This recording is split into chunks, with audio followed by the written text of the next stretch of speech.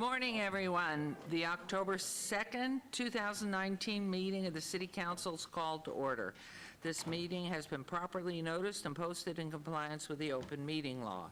These proceedings are being video recorded as well as presented live on KCLV Cable Channel 2, or closed caption for hearing impaired viewers. Please note, customers of CenturyLink Cox Communication may view this program in high definition on channel 1002 and in standard definition on channel 2. You may also watch this meeting live on Apple TV, Roku, Amazon Fire TV, on the Go Vegas app. The City Council meeting, as well as all other KCLV programming, may be viewed on the internet at www.kclv.tv/live. The proceedings will be rebroadcast on KCLV Channel 2 and the web the Wednesday of the meeting at 8 p.m., Friday at 4 a.m., Saturday at 7 p.m., Sunday at 7 a.m., and the following Monday at 5 p.m. This building is protected by state-of-the-art fire detection and suppression sprinkler systems. If alarms should activate during today's meeting, please evacuate using the exits at the back of the chambers, go out the mezzanine, proceed out the double doors to the terrace, go down the back staircase. For anyone who has difficulty with stairs, please check with a marshal or fire official for assistance. Once outside, please assemble on the northeast corner across the street from City Hall at Lewis and First Streets. Employees wearing safety vests or city marshals will inform you when it's safe to re-enter the building. For public comment related items on the agenda, citizen participation and public hearing items, we have available a speaker card which you may complete and submit to the city clerk up front. Cards are available online in the clerk's office or at the rear of these chambers. If you do not submit a card, it does not prevent you from speaking under public comment, citizen participation, or specified public hearing items. If anyone is present today who has need for hearing impaired equipment, please come forward and see our clerks up front. Please note, if you parked in the parking garage across the street, a new flash parking self-validation machine is located in the foyer between council chambers and the security desk you walk through to enter these chambers. You must have your ticket with you to use this machine. If you don't have a ticket, see the security personnel when exiting for a validation coupon. Before we proceed with our agenda, would everyone please rise for the invocation given by Dr. S.S. Rogers, the Greater Mount Sinai MRMI, Inc., and please remain standing for the pledge. May we bow our heads. O gracious Father, Holy One knows by many names, and beyond all names, Spirit of life, Spirit of life, Spirit of community, Spirit of justice. We ask you to bless on this day these people, the City Council, for our communities in which we live, working and play. Help them to lead, not to ask first how we can fix this, but what do we need to learn how we might fix it.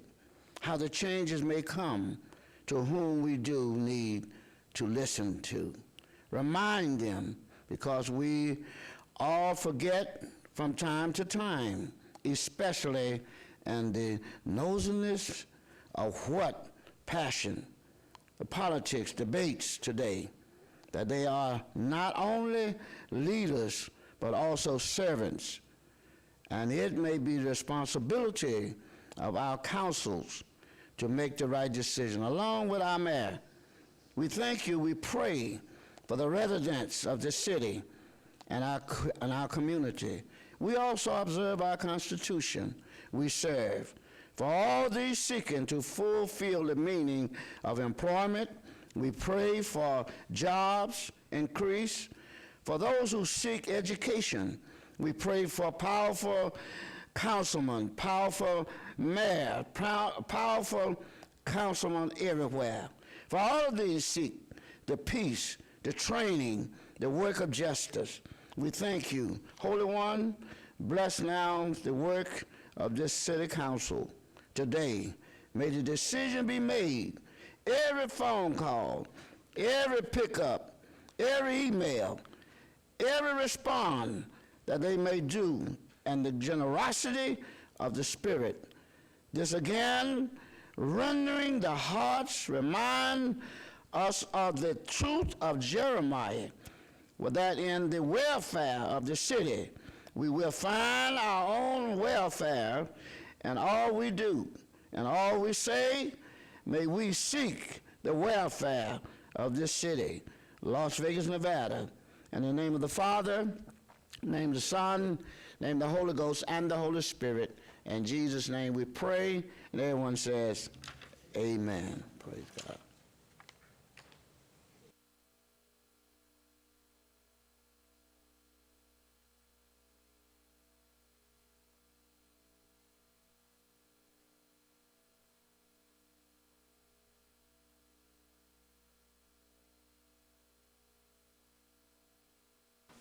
And we will be coming down now for our ceremonials.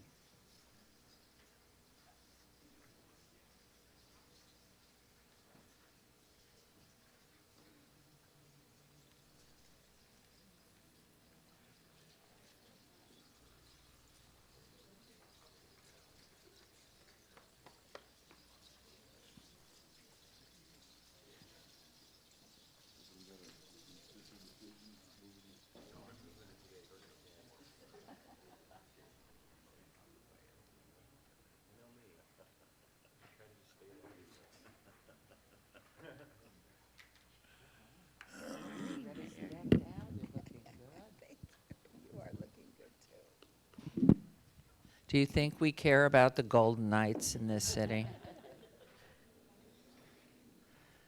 But I think I have to talk to our administrative staff. The colors today and forever in Las Vegas are certainly black, that's for sure. And oh, you pass, gold, right? Your necktie, right? Mayor Pro Tem certainly is decked out, as is Councilwoman Seaman. And, oh, how about Mr. Creer here? Wow. That's vintage Vegas sweatshirt. I think it's the first I've ever seen it. Yeah, it's my version of Mayor Pro Tem's bling. It's your bling. And of course, Councilman Anthony has his black suit on and his matching proper shoes. So you're good. Your tie sort of reeks, though. Okay. So, and look here, Councilwoman Diaz, wow, really in. Okay, so well, I mean, since you're right on, this morning we start off with you. You have the Citizen of the Month. Thank you, Mayor. Yes, I do. But before we get to the Citizen of the Month presentation, I wanted to acknowledge that from September 15th through October 15th, our nation celebrates Hispanic Heritage Month, recognizing the wonderful contributions made and the important presence of Hispanics and Latin Americans in the United States. Our October Citizen of the Month is Ixela Gutierrez, and she has prepared a performance for us in honor of Hispanic Heritage Month. However, before I have her performance and presentation come down here before us, I do want to acknowledge the hard work of our own city employees who have organized a committee, have put together events for enjoyment of our citizens, and we would be remiss as a council and the mayor to not acknowledge the hard work of our people that make us look so good every day. So I'd like to invite Rocio Martinez and the organizing team that have participated in all the events.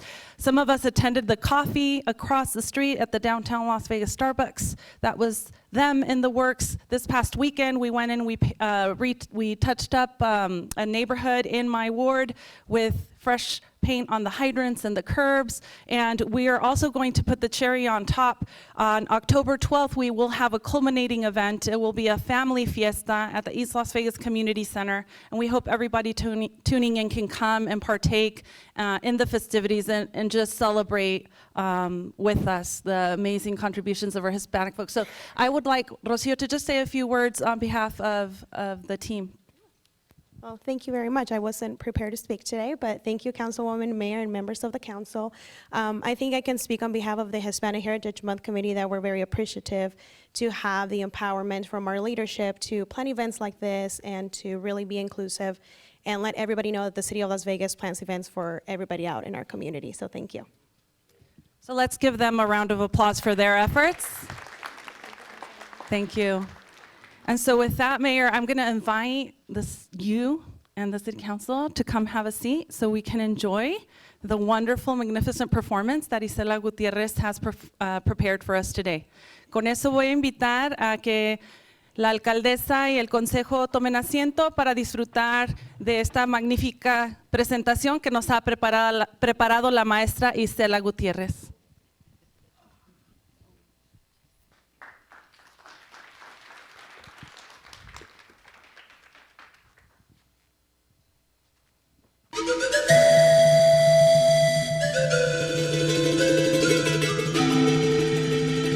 El pueblo salvadoreño tiene el cielo por sombrero.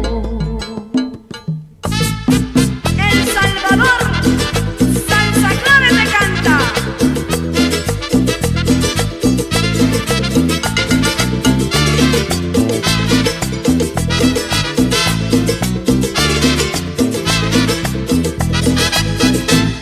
El pueblo salvadoreño tiene el cielo por sombrero. De su dignidad, en la búsqueda del tiempo en que florezca la tierra por los que han ido cayendo, en que venga la alegría al lavar el sufrimiento, en que venga la alegría al lavar el sufrimiento. Dale que la marcha es lenta, pero sigue siendo marcha. Dale que empujando al sol se acerca la madrugada. Dale que la lucha tuya es pura como una muchacha. Cuando se entrega el amor con el alma liberada. Pero dale salvadoreño, dale, que no hay pájaro pequeño, dale, que después de alzar el vuelo se detenga en su volar. Pero dale salvadoreño, dale, que no hay pájaro pequeño, dale, que después de alzar el vuelo se detenga en su volar. Y como dice, dale salvadoreño, dale, que no hay pájaro pequeño, dale, que después de alzar el vuelo se detenga en su volar. Pero dale salvadoreño, dale, que no hay pájaro pequeño, dale, que después de alzar el vuelo se detenga en su volar. Dale salvadoreño, dale, dale salvadoreño, dale, dale salvadoreño, dale, dale salvadoreño. Bravo, viva! We are celebrating the Hispanic Month with Asociación Amigos Salvadoreños with Director Rina Anyway. Escaramuza, charra, colibrí, venerada, Director Judith Pinedo Burgari. Conjunto folclórico Mi Tierra es Canadá, El Escales con la tradicional pollera blanca, Esterzania con las tradicionales molas panameñas, Reina Conga representando la cultura conga de la ciudad del Colón, del grupo Folklore Congo Panamá Las Vegas, directora Mayani Gray. Ecuador, Noda Uribe, Rosalinda Castillo del Club Ecuatoriano en Las Vegas y Ecuador y Ashley Galvez. Tenemos a la Asociación de Inmigrantes de Uruapan, Michoacán, a Nelly Tobín, a Fernanda Pineda, Ariana Rodríguez y de la Fundación Cultural Venezuela, a Dalia Suárez y a Marcela Sáenz. Panamá, Nicaragua, El Salvador, Honduras, Guatemala, Perú, Brasil, Colombia, Chile, Argentina, Uruguay, Paraguay, Bolivia, Ecuador, Venezuela, para todos los venezolanos entrando por la frontera con los pies mojados, Cuba.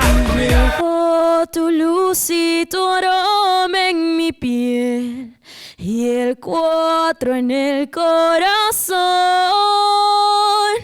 Y llevo en mi sangre la espuma del mar y tu horizonte en mis ojos. No envidio el vuelo ni el nido al turpial. Soy como el viento en la miel. corazones. Siento el Caribe como una mujer. Soy así. ¿Qué voy a hacer? Soy desierto, selva, nieve y volcán. Y al andar dejo mi estela. El amor que quiero tiene que ser de Venezuela. Y si un día tengo que naufragar y el tifón rompe mis velas, enterrad mi cuerpo cerca del mar en Venezuela.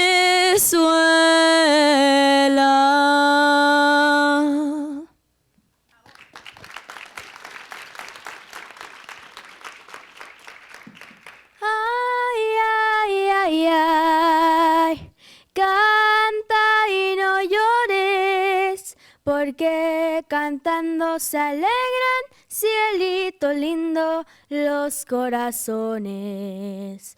Ay, ay, ay, ay, canta y no llores, porque cantando se alegran, cielito lindo, los corazones.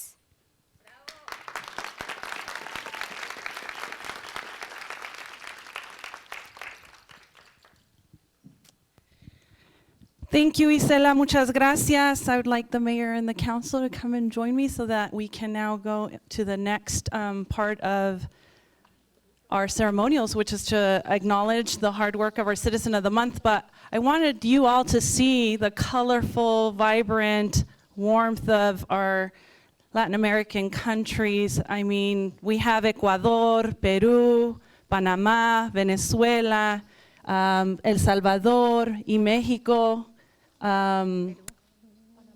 Panama, Peru, y I think there's so many. I can't capture all of them, but I think the ones that are represented here today, I want to say thank you to all of you for being here. This makes this meeting special to us, but even more special to me is a person that I chose to be my Citizen of the Month. You see, this woman has been basically making sure that we do acknowledge Hispanic heritage, not only during Hispanic Heritage Month, but she's been doing it for decades.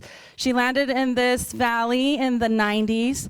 There weren't very many folkloric dance troupes in the city of Las Vegas at the time she arrived. She came from Mexico City. She used to admire at the tender age of 11 all of the dancers that she would watch on the fabulous stages there in Mexico City. And she knew from that age that that's what she wanted to do for the rest of her life. She wanted to dance, and she wanted to partake in the fabulous cultural activities that she saw before her eyes. And so when she arrived here in the 90s, she saw there wasn't really much of that happening in Las Vegas, and she took it upon herself to start Mexico Vivo Dance Company, which has seen many iterations of folks coming through, like myself. I see these young ladies, and it reminds me that I wasn't there that far back, and I was one of her students at one time. And so her work is so impactful, so powerful. It really ensures that these young ladies are bilingual. I love that they're singing in Spanish and their native,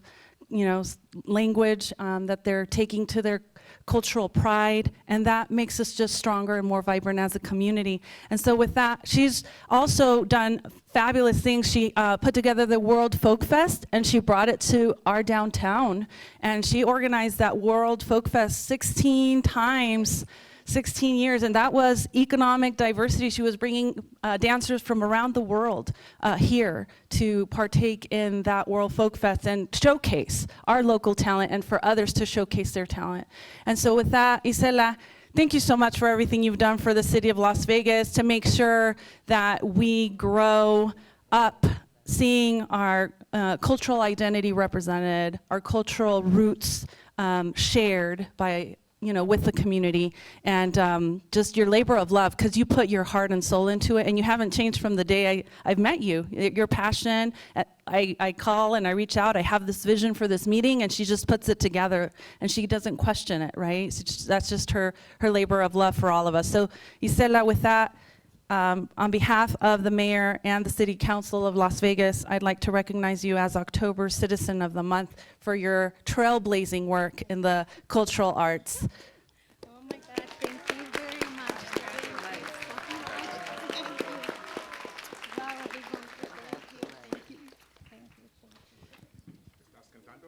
Yo no voy a cantar, pero voy a dejar que Isela comparta unas palabras, puedes decirlas en inglés.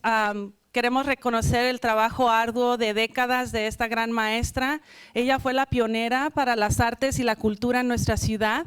Yo veo a estas jovencitas aquí, me veo yo hace unos pocos años atrás, cuando yo participé con Isela, pero yo no quería dejar esta oportunidad de reconocer su labor, que realmente lo hace con todo el corazón para todos los que estamos aquí en Las Vegas. Thank you, thank you, thank you. It's a big honor. I have been in Las Vegas for more than 30 years, and it has been an honor to be here serving the culture. And thank you very much. I really appreciate it. And thank you to each country. Viva Latinoamérica and viva Las Vegas. Thank you so much. Thank you. Y viva Isela Gutiérrez. Look at Shane back there. Let's go in the middle right here by the mayor.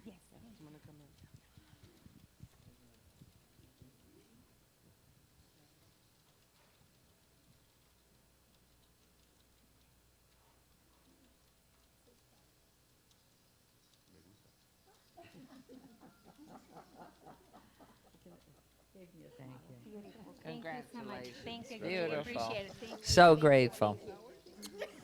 Beautiful, beautiful ladies in costumes, everything. Unfortunately, you sang one song that I could sing with you, but kept my voice quiet. Only Councilman Anthony had to listen to the croaking. So congratulations to you all. Thank you for all that you're doing to blend our community and enrich it. Next year, you're going to sing it. Good job.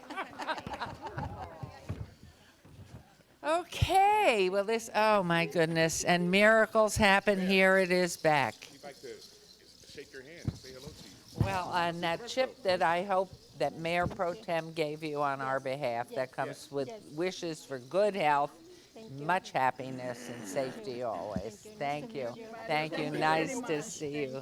Thank you. We're so grateful. Picture.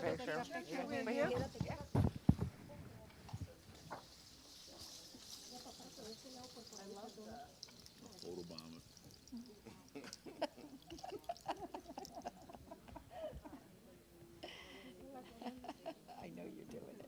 I am. Thank you.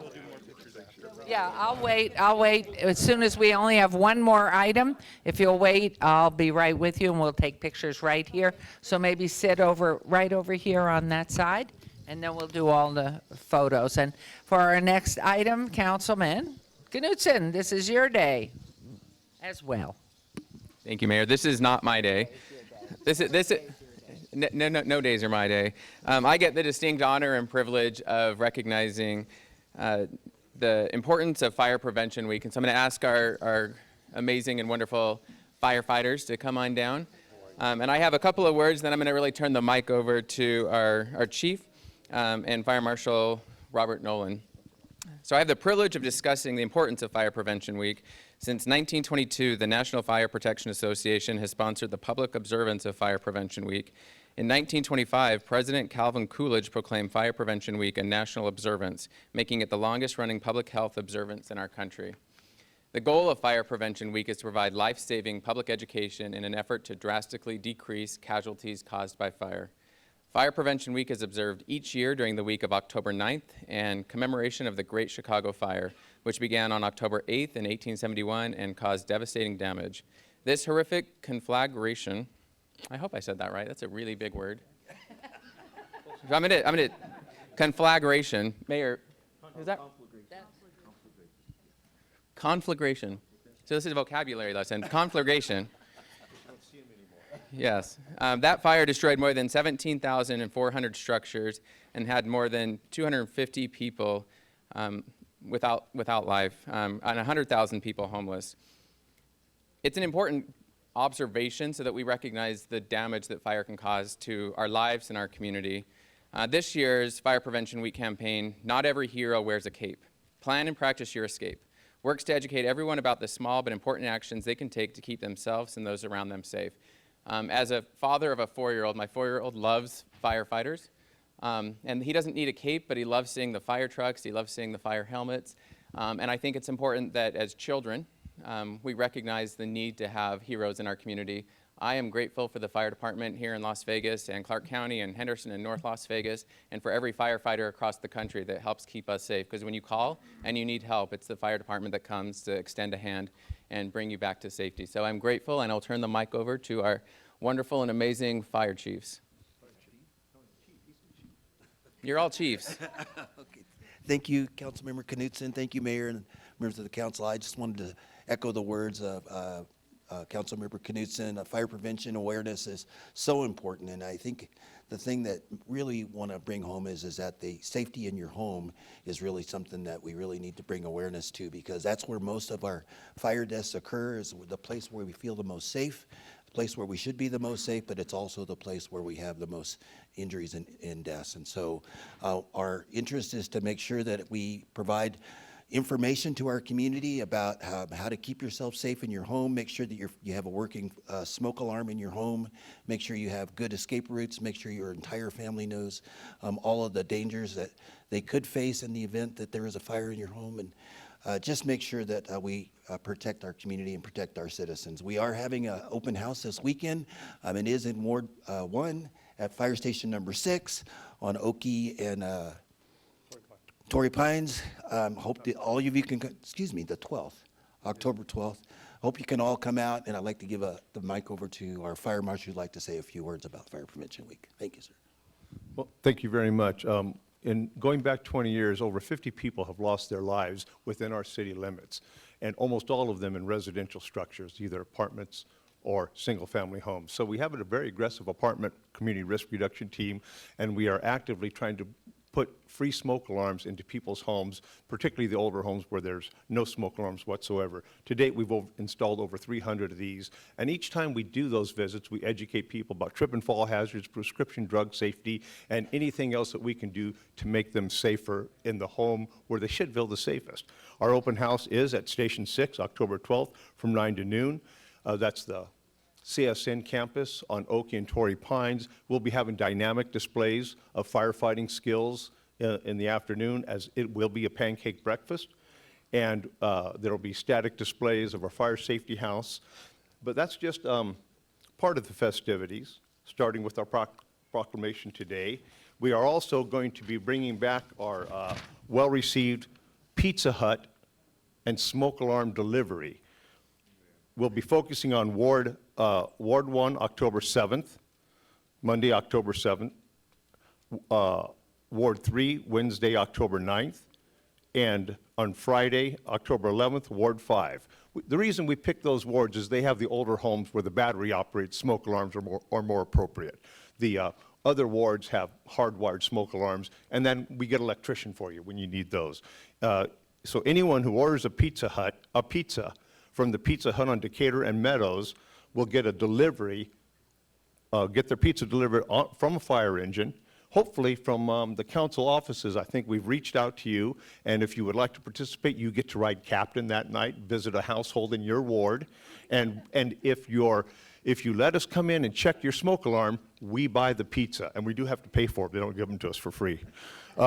It's a great partnership with Pizza Hut. It's a great great partnership with our council ward, and I hope that people will take advantage of that, and we can get out and install some smoke alarms on October 7th, October 9th, and October 11th. So thank you very much for this proclamation, and I would just like to observe that it is a passing of the torch where Ward 1 sponsors the proclamation. Thank you.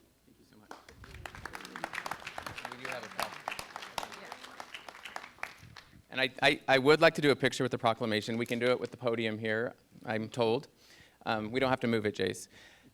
For anybody that has children out there, 4-year-olds, 3-year-olds, 2-year-olds, that will love fire trucks, probably 5-year-olds, but I'm not there yet. But I'm super excited to bring my son to the fire station on Saturday morning, next Saturday morning, at pancake breakfast. There's giveaways for the kids, and they get to see fire trucks, so I'm going to be the best dad ever. And we will deliver as many fire alarms as we can, so I appreciate the opportunity. So we do a quick picture. You guys want to get in? Come on, Chief.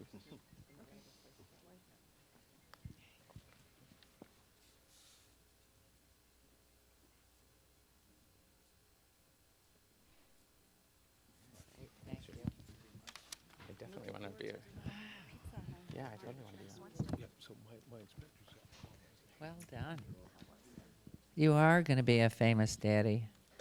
Are they ready, though? Are they ready for Andrew? Get ready for Andrew. Get ready for Andrew. He's coming. Anyway, this concludes our ceremonials, and so we'll take a brief break of 5 minutes to get technology up with us human beings. And for those of you who'd like a picture, I'll be right over here, and we'll do that. And thank you, Reverend Rogers. Thank you for your inspiring words and for joining us this morning.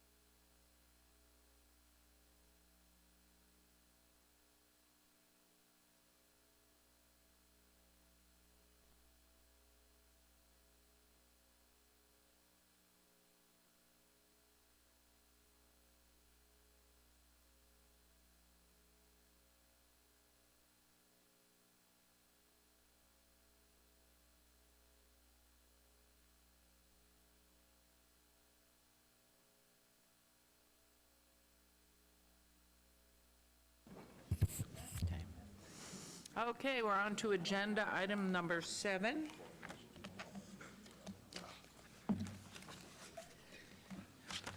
Public comment during this portion of the agenda must be limited to matters on the agenda for action. The amount of time any single speakers allowed may be limited. All comments made will be cross-referenced to those specific items. If anyone submitted a speaker card or wishes to speak under this portion of the agenda, please come to the podium and state your name for the record. This is your opportunity to address the council, but the council is not able to respond or engage in dialogue. We'll set the time at 1 minute. Good morning. Okay, one morning, Viva Las Vegas. Alan Karcher, native-born Las Vegas, graduated Vegas High School in 1968. Hope you all got one of these. Have you seen your history lately? This just wasn't a high school or the Academy of the Arts. Governors, congressmen, senators, chief justices, and gaming legends walk through these campuses, and the school district is going to help us beautify it. Sorry, it's not on your agenda today, but you know we're going to have a great performances and everything. So October 17th, I hope the leadership of Las Vegas comes out to this thing, because we're going to beautify that school in the downtown area for this city. Thank you. Thank you very much. Okay.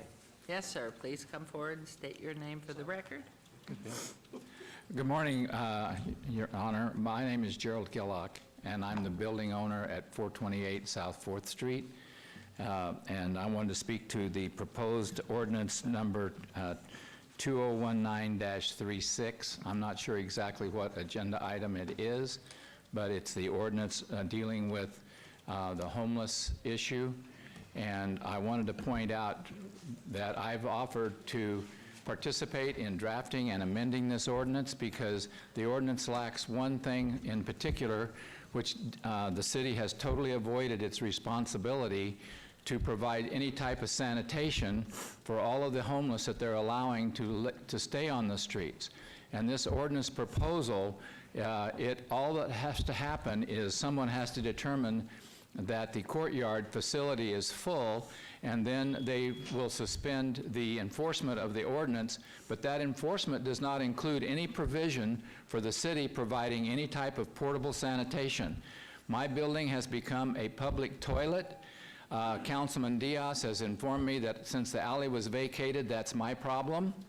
But what happens is this homeless sleep on the city street all alongside there every single day, every single night. They line up, and the city has determined that they have a right to be there, but every single one of those people is going to go to the bathroom. You may recall that last Sunday... Only because there's a minute, and I'm sorry, but I appreciate your comments. I'd like you to give your business card, if you would, to our clerk, and I will make sure that our legal department calls you and follows up on your offer to be included in the further dialogue. But we thank you and appreciate it, and we're sorry. We're doing the best we can, and we are moving forward. Okay, thank you. Thank you for coming Madam down. Mayor, and I know the city is doing something with this ordinance, but it's not all you can do. Okay, thank you. Anyone else wishing to be heard? Okay. We'll move on to agenda item number 8. Business items for possible action. Any items from the 9 a.m. session that council staff and/or applicant wish to be stricken, table, withdrawn, held in advance to a future meeting may be brought forward and acted upon at this time. Mayor Pro Tem Fiore, Thank you. please. God bless you.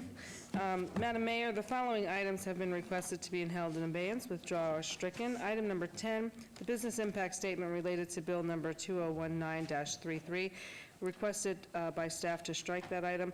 Item number 34, bill number 2019-33, aka gift basket amendment, requested by staff to strike, and that will be my motion, Madam Mayor. There's a motion. Please vote. And please post.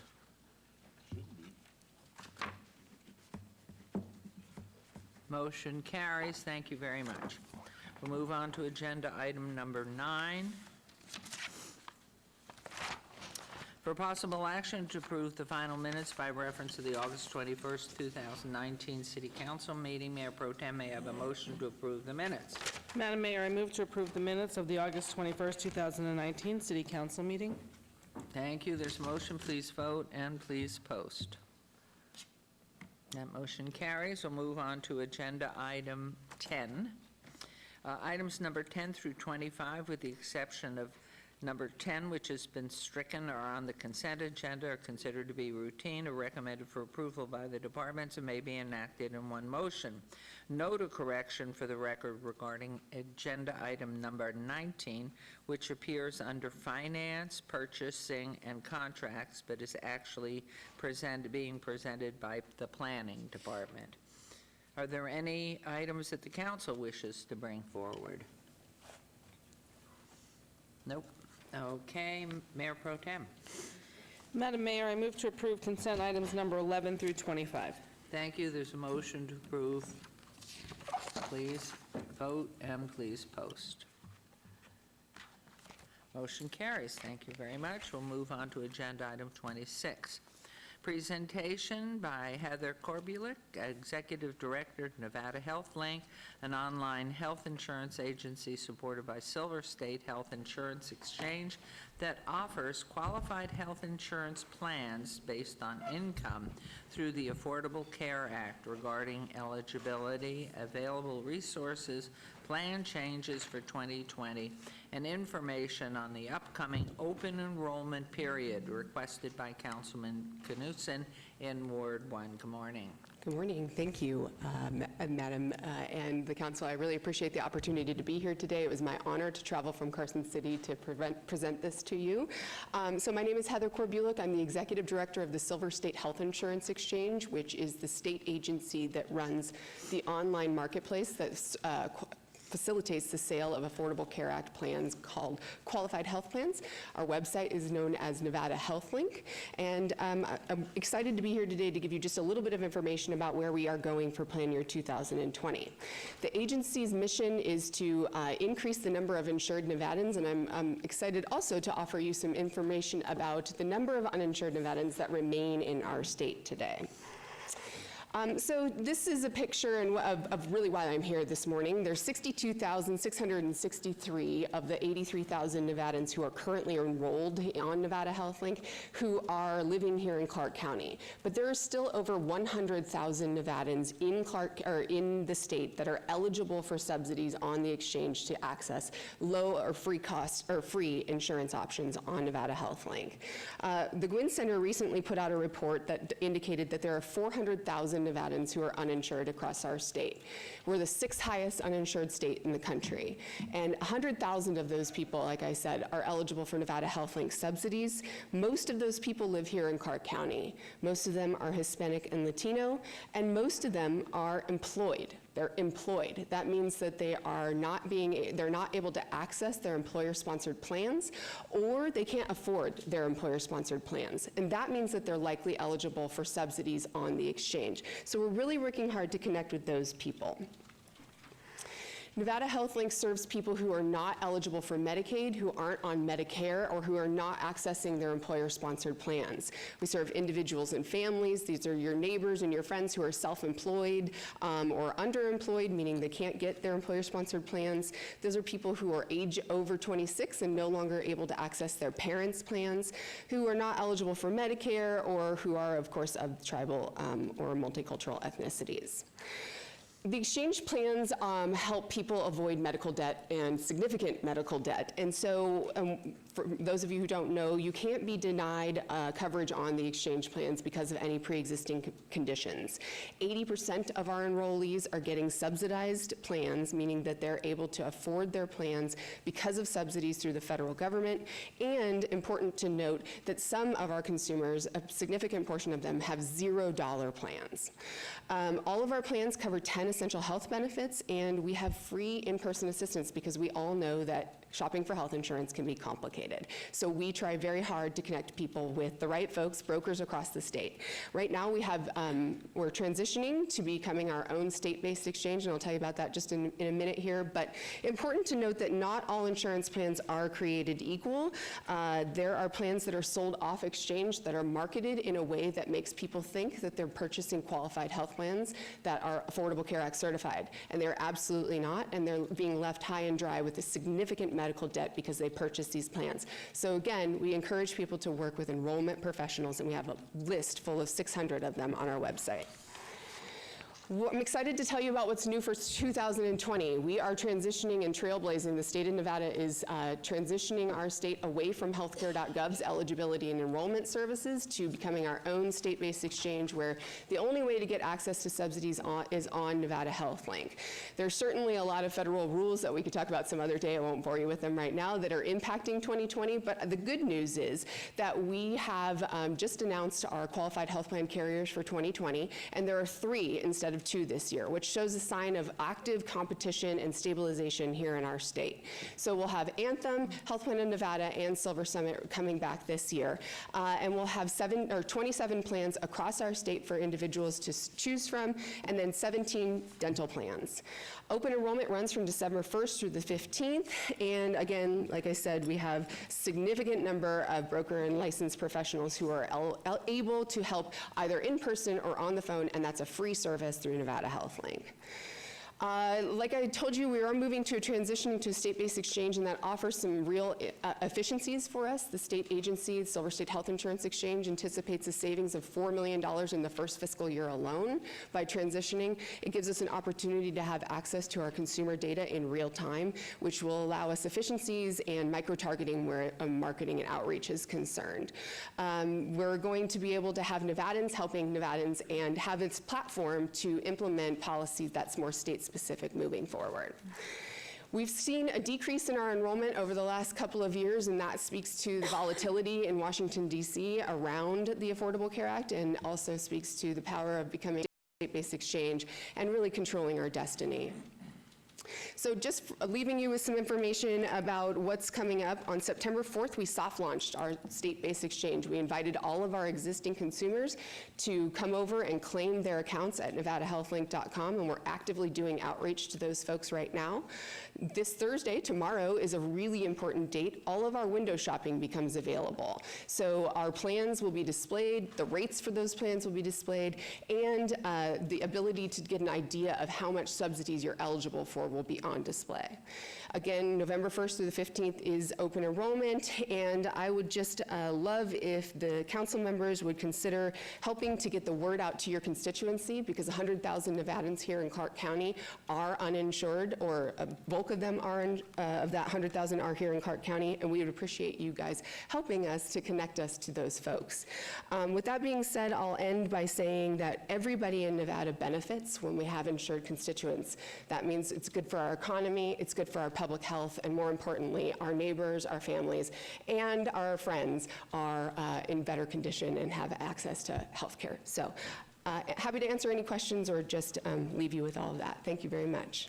Well, we appreciate your coming down here and sharing this opportunity with everybody that pays attention to what's going on in the city. I know our council people are open to this, and delighted that you've come down. So we thank you. I don't know if there are any questions. Councilman? Madam Mayor, one quick request is for any information that any council member could post on their social media to get the word out. I can be the point of contact for that if you're able to send me those links. And I appreciate the information. I think this is one of the most talked about conversations that I've had since coming into office. So thank you for taking the time and helping us spread the word about the importance of becoming insured. Thank you, and I'll just plug that you can follow us on NevadaHealthLink.com or on all of our social media and share our content there too, but I'll get you the information. Thank you. Wonderful. Thank you. Thank you. This is a report only, so no motions required. Okay.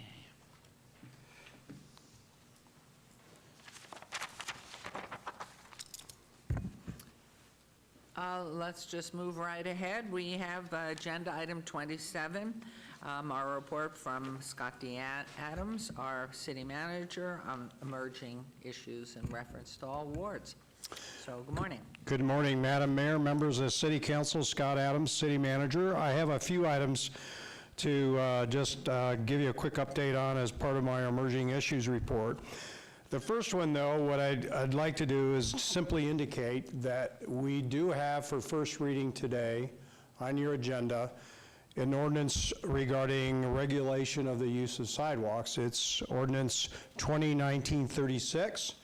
And what I'd like to do is read a statement regarding that ordinance, and And from my perspective as your city manager, that will be my only comment on this item or matter until we start going through the ordinance process, and there will be appropriate points during that process where our team will be making presentations regarding the rationale for the ordinance, and there will be plenty of places along the way, as we saw in today's meeting, and a public hearing on that ordinance where the public can come in and make comment on that ordinance.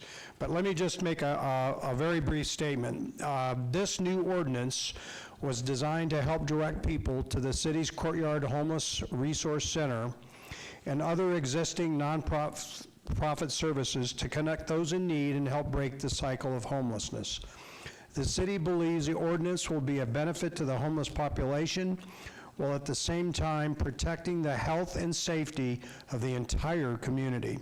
The city has always demonstrated compassion for the needs of the growing homeless population. Understanding public safety of everyone is a top priority. So that's really, I wanted to make that statement regarding why this is going forward, and that there's going to be a lot of discussion going forward and a lot of opportunity for public comment. Let me mention, on the heels of yesterday's very solemn memorials regarding 1 October, that we recently, I think you were all provided a copy by Tom Perigo, and I have to give a lot of credit to Tom for a lot of the work on the Healing Garden. There's been a fantastic book written regarding the Healing Garden. I just want to mention this so that the public is aware of it. It's my understanding that these are available now at Barnes & Noble, so if the public wants to obtain a copy of this book, they can do so at Barnes & Noble's. I want to point out that as you look out our front door, kitty corner from the front of City Hall, you'll see a lot of progress on our new municipal court building. They are actively excavating the foundation of that building, and I'm told by our development team that we are still on schedule for a January 2021 completion of that building. So we're excited that we'll have another one of the family of city buildings immediately adjacent across from City Hall. Also, we had originally scheduled for this meeting, but it got bumped to next council meeting, an update on Project Enchilada, and why that's important. There'll be a complete update on the status and progress of that project is on Monday, and I think you saw that in today's paper. On Monday, we'll start construction of Fremont Street, the first segment or phase of the public improvements that are part of the scope of Project Enchilada to really start the revitalization of the far east end of Fremont East. So I just wanted to bring that to your attention, that we'll start to see, unfortunately, more orange cones in the area of East Fremont. And then finally, we'll be discussing this with you in upcoming briefings. We have been in a dialogue with the clerk, the mayor, on how we can restructure these city council meeting agendas to put our citizens' business first. We're looking hard at the items where citizens tend to sit here all day long, waiting for their items to come up, and looking at prioritizing those items, putting those on the front end of the agenda, and pushing to the back end of the agenda those things that staff makes presentations on, staff reports, and routine business matters. The whole effort of this is to be more customer friendly to our citizens so that they don't have to wait as long during council meetings for their items. So with those items, that is the end of my emerging issues report. Would you take any questions at this moment? Sure, I can answer questions, but we're not agendaed for any discussion. You realize this is just a report on my emerging issues. So Yes. just a question or comment, but no dialogue here. So please, Councilwoman, Mayor Pro Tem. Thank you, Mr. Adams. So I'm so excited about our whole enchilada.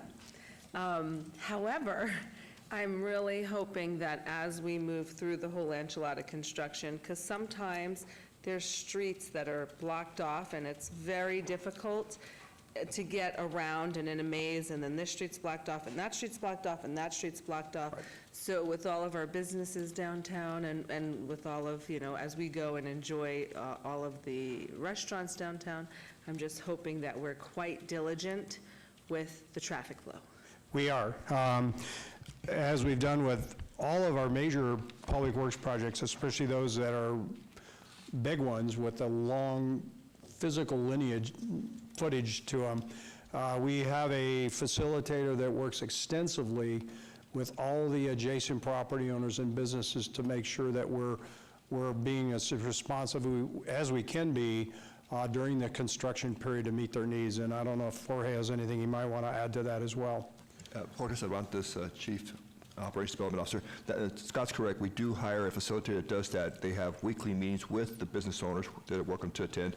They also send out a newsletter or an email to all the businesses every week saying, these are the streets that are going to be impacted the next 2 weeks. Here's the work that was completed the previous 2 weeks. So always aware what's coming up next. And they make this email available to anybody else that wants to subscribe to it. So some of the businesses, not just the business, but customers that frequent it want to also, they make it available so they know what's coming up in the next 2 weeks as far as work and road closures. Thank you. Thank you, Mr. Adams. It is a good time here, and we are moving forward. A report, agenda item 28, a report by Allie Haynes Hamblin, Director, Office, Cultural Affairs, regarding the City of Las Vegas Public Art Program accomplishments and plans for fiscal year 2020. Good morning. Good morning. Good morning, Mayor and members of the council. Thank you very much for giving me time to share with you about the city's Office of Cultural Affairs, what the Public Art Office is working on for fiscal year 2020, and to share a little bit of information about the impact of the arts on our community. I'd like to start with just a quick overview of the structure of our public art program. We have 2 visual arts specialists that are full-time who work in the Office of Cultural Affairs. They each have, one has an intern and one has a part-time technician to support them with conservation and documentation efforts. We also oversee the Las Vegas Arts Commission, which was created by the Percent for the Arts Ordinance, and that is a commission of 12 members of the community that is appointed by all of you. So I'd like to do just a quick roundup of some of the major projects that we have planned for FY20. These are projects that will begin in FY20 or will complete in FY20. As part of the city's Percent for the Arts Ordinance, Public Art is working with Public Works to incorporate public art into the design of the new City of Las Vegas Municipal Courthouse. We're extremely excited about this project. It will be a major arts project, and we're hoping to attract national attention with the final installation. Public Art is also working with Public Works and NDOT to incorporate murals along the Charleston Boulevard underpass to beautify this area and to connect people between the Arts District and the Medical District. We're looking forward to getting this project underway in the next few months. Public Works and Planning reached out to Cultural Affairs a couple of years ago, soon after I started, asking us to help them incorporate public art into the 3rd Street Improvement Project, which you know is well underway right now. The art enhancements for this project will include the incorporation of original poetry that was commissioned by the Office of Public Art that will be etched into the sidewalks, as well as a 3-dimensional art piece to be installed at the corner of 3rd and Gas. Additionally, Cultural Affairs Production Services team consulted extensively with Public Works on outfitting a portion of 3rd Street as an event space with a performance-ready stage and street festival-friendly enhancements. The Office of Cultural Affairs is working to incorporate public art along the recently improved Ogden Underpass corridor. This new installation will speak to the history of Las Vegas, as well as provide a safe, well-lit corridor to encourage foot traffic between the downtown core and the burgeoning developments in Symphony Park. The Las Vegas Arts Commission was invited to fund a proposal to add public art to the newly built parking garage on Parcel B in Symphony Park. That final selection is in process right now as it goes through all the various channels, including the Symphony Park Development Board review. We're also working on a new project to incorporate more artwork along Main Street in the Arts District, now that that Main Street improvement project has been completed. 4 sites along Main Street have been identified as ideal places to place public art, and the first location is on the corner of Main Street and Charleston Boulevard. Cultural Affairs has been working with former Arts Commissioner and Main Street business owner Mark Abelman on developing this project. We hope to install the first sculpture in the next few months. Our Office of Public Art also has a handful of annual projects that they complete each year of temporary artworks. The first of this is the Aerial Gallery, which is part of the First Street Art Trail. It's the newest rendition of this banner artwork program, which began in 2005 on Las Vegas Boulevard. This gallery features up to 8 artists' work printed onto vinyl banners and hung along 66 different light poles between Bridger and Boulder Avenues along First Street. This exhibit rotates artwork every 1 to 2 years. With a commitment to promoting and developing the arts as a meaningful and creative part of our entire community, the Contemporary Public Art Program has partnered with the community artists and creative teams to present temporary site-responsive murals, sculptures, projections, performances, and other proposed media on public and privately designed sites, or designated sites, pardon me. Artwork commissioned through this program may remain in place for up to 12 months, and this program specifically cites artwork in all 6 wards. One of our most popular programs is the AMP program, which is painting of the utility boxes throughout the city. The Office of Cultural Affairs regularly fields requests for painted utility cabinets, both from other city departments and community members. This will be an ongoing program that will continue until there are no more boxes left in the city to paint. And Windows on First invites artists to create original site-specific installations presented within the context of the First Street Art Trail. This ongoing series of temporary installations can be viewed in the large display windows on the City Hall facing First Street at any time. You may have noticed the display windows on City Hall building along First Street. They change out about every 6 months, and typically the artwork that's installed there is artwork that reacts to the environment, so the sun or the cold can change the artwork over the period of 6 months. A hallmark of any excellent public art program lies in the administration of that program and the behind-the-scenes work that goes into it. Our city's public art office, even though it's 2.5 staff, do a lot of work on maintenance and conservation of our collection. We also spend a lot of time documenting the art collection. We've recently contracted with Mona Shield Paint Photography to help us provide professional documentation of every piece in our collection. We do an annual inventory of the more than 450 pieces of artwork that are in the city's permanent public art collection. And those are all cataloged in a software program that is designed for cataloging artworks for municipalities and other arts organizations. And then we also maintain an arts registry where artists can sign up to receive more information about opportunities as they come up, and they can also submit proposals for new projects directly through this website.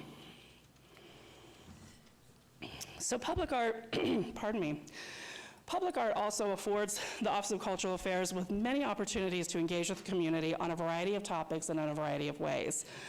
Overseeing the banner programs for Berkeley Square, the Pioneer Trail, and the Cultural Corridor allows us to be a part of preserving the history of our neighborhoods and important cultural districts and ensuring that we're educating future generations. Murals give us the chance to engage with the community to help beautify and activate communities in celebrating their successes and memorializing their accomplishments, such as with the mural at Mission High School. The historic West Side Gateway sign, which is coming in fiscal year 2020, celebrates the history of Las Vegas's historic West Side and was designed by artist Harold Bradford, who is a 35-plus year resident of the historic West Side, which will be enjoyed and admired for generations to come. I'd like to talk briefly about how cultural affairs and the arts in our communities supports economic development. In March of this year, the National Endowment for the Arts published data showing that nationally, arts and culture contributed $804.2 billion to the U.S. economy in 2016. This represents 4.3% of our nation's gross domestic product.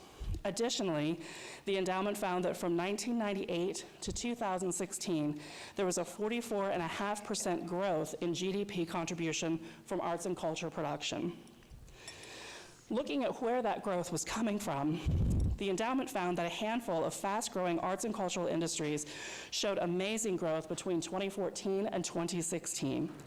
Many of these industries correlate to our city's commitment to investing in and promoting information technologies and smart technologies. These industries are such as sound recording, internet publishing, broadcasting, streaming, and computer system design.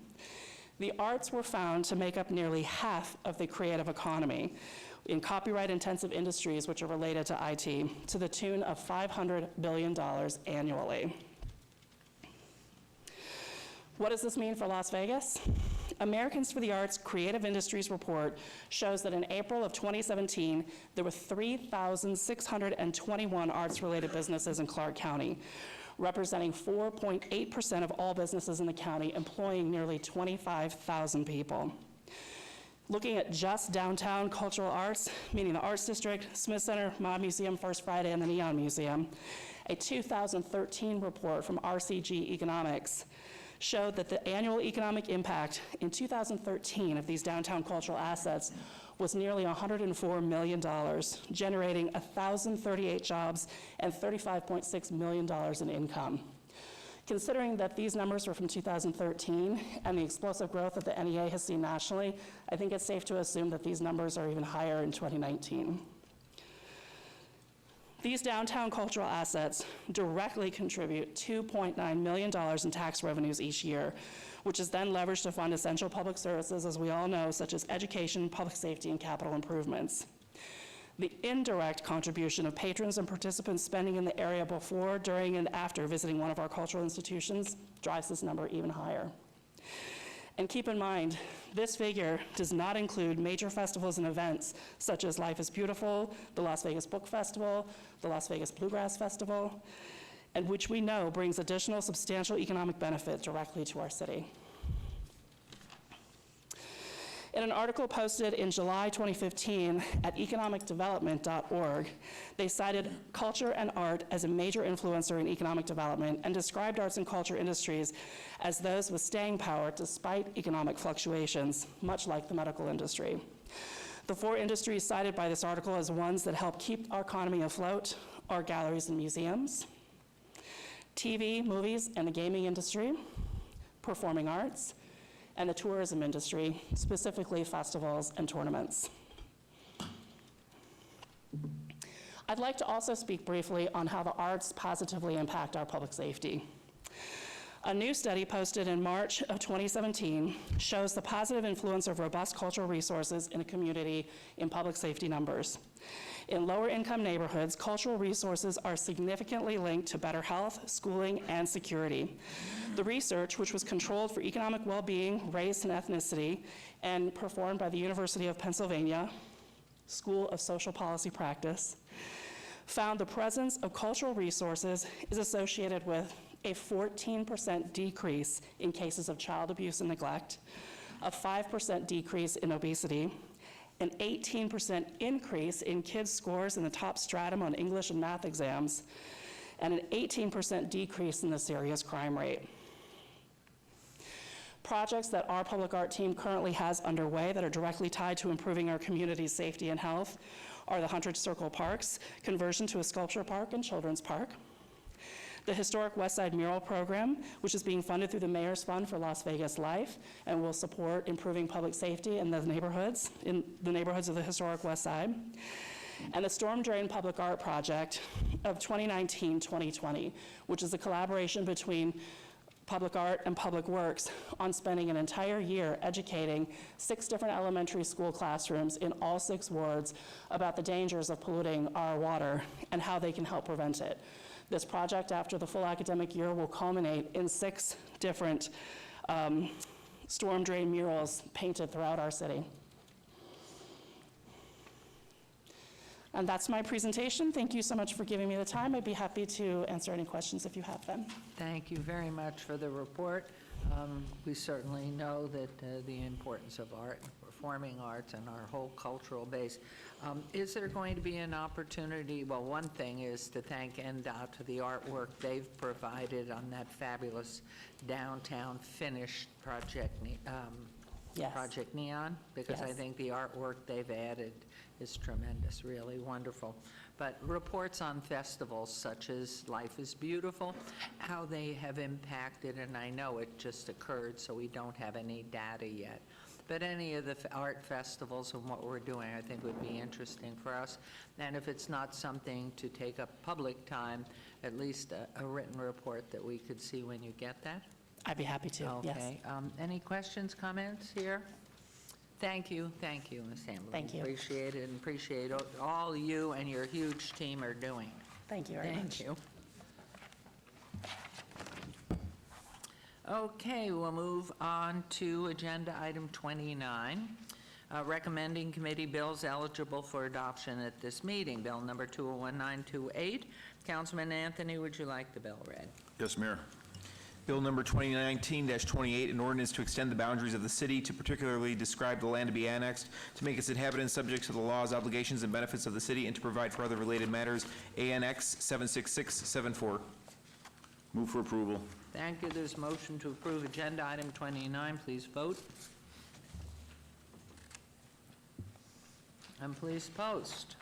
Motion carries. And agenda item 30, bill number 2019-29. Would you care to have the bill read? Yes. Bill number 2019-29, an ordinance relating to non-moving parking violations, amending the schedule of fines and penalties in LVMC Section 11.10.140 to increase fine and penalty amounts in various categories, amending various provisions of LVMC Titles 10 and 11 to provide clarifying and parallel amendments, and to update terminology and procedures relating to the city's use of vehicle immobilization devices, and providing for other related matters. Move for approval. Thank you. There's a motion to approve agenda item 30. Please vote and please post. Motion carries. Agenda item 31, bill number 2019-32. Councilman, would you like the bill read? Yes, Mayor. Please. Bill number 2019-32, an ordinance to amend LVMC Section 11.68.105 pertaining to expressive activity within the pedestrian mall to clarify that the use of amplified sound is permitted in connection with such activities, subject to the same maximum noise levels that apply to street performers, and to provide for other related matters. Move for approval. Thank you. This motion to approve agenda item 31. Please vote and please post. And that motion carries as well. Thank you very much, Councilman.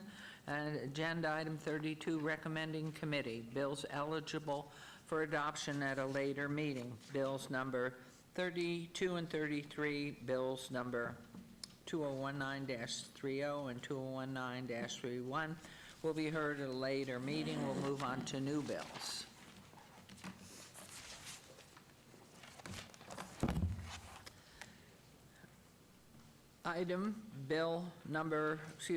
Number 34, Bill 201933 has been stricken. Item numbers 35 through 39, bills 2019-34 through 2019-38 are new bills. City Attorney, would you please read these new bills? Yes, ma'am. Bill number 2019-34, an ordinance to amend the Town Center Development Standards Manual to allow the waiver of certain minimum distance separation requirements in relation to the use packaged liquor off-sale establishment, and to provide for other related matters. Bill number 2019-35, an ordinance adding to LVMC Title 10 a new chapter to establish a city misdemeanor offense of battery which constitutes domestic violence, along with corresponding penalties, and to provide for other related matters. Bill number 2019-36, an ordinance generally to prohibit camping, lodging, and similar activities within any public right-of-way adjacent to residential property within specified districts of the City of Las Vegas or within 500 feet of any receiving dock of a food processing facility, and to provide for other related matters. Bill number 2019-37, an ordinance creating the City of Las Vegas, Nevada Tourism Improvement District, Area 15, and providing other matters properly relating thereto. Bill number 2019-38, an ordinance to extend the boundaries of the city to particularly describe the land to be annexed, to make its inhabitants subject to the laws, obligations, and benefits of the city, and to provide for other related matters, ANX 77014. Thank you.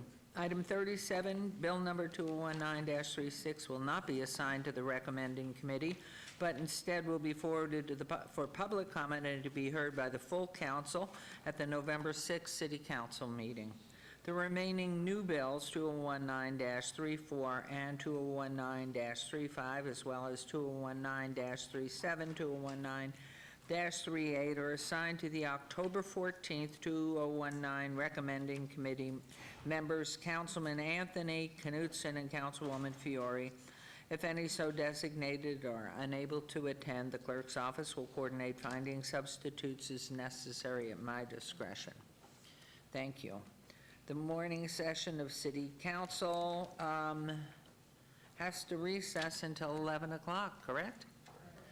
Because that's when the agenda items are posted. So it is now 10:22, so we'll see you promptly at 11. Thank you.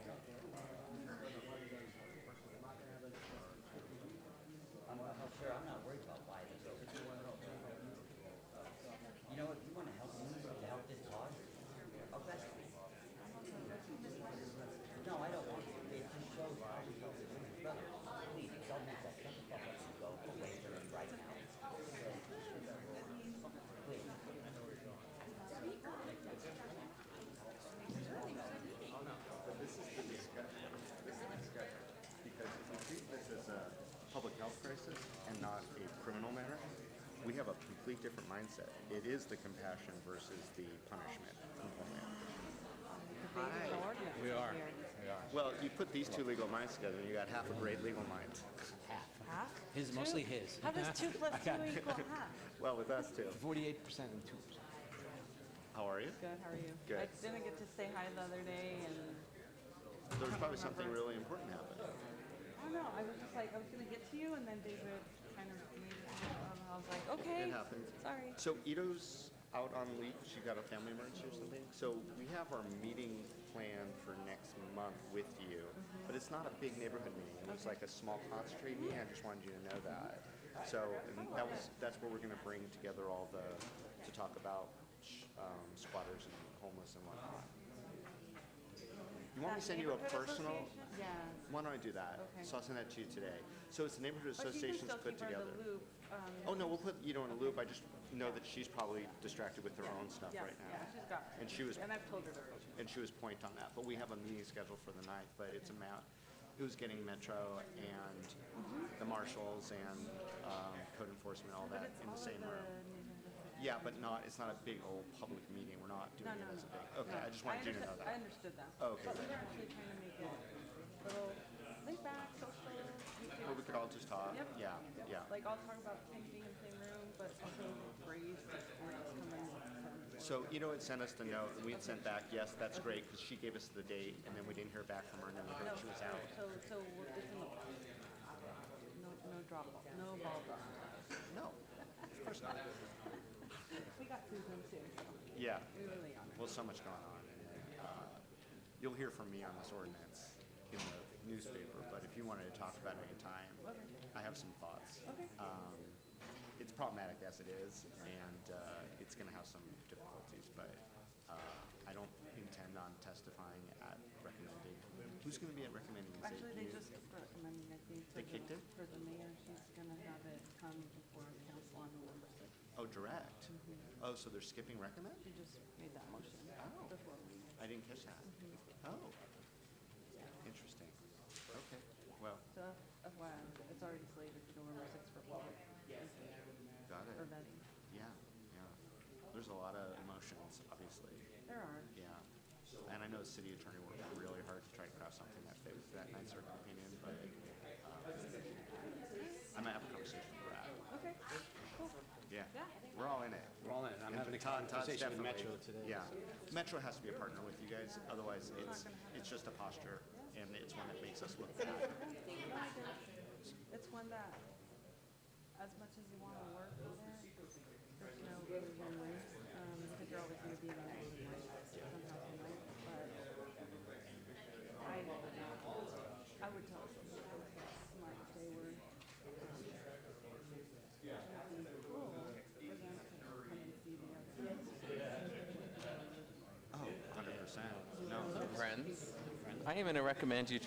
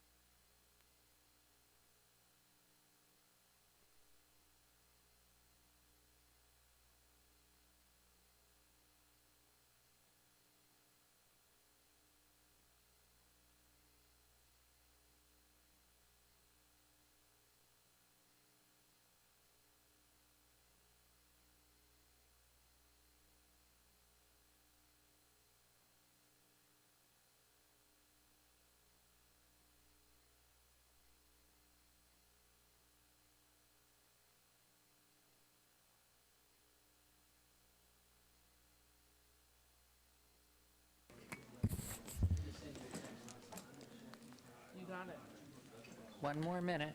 You have one more minute, everybody. Hi, Spark.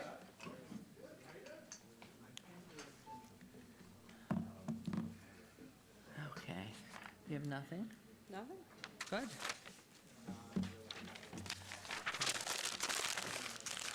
Okay. How come he's here? What are we doing?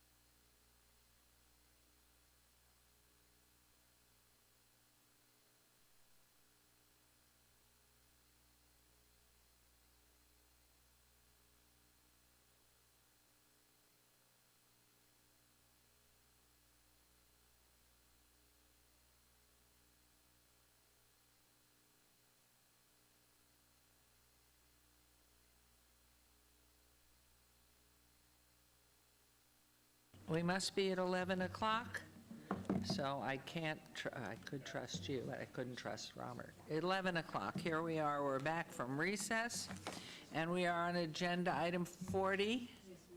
Yes, we are. How do you like that?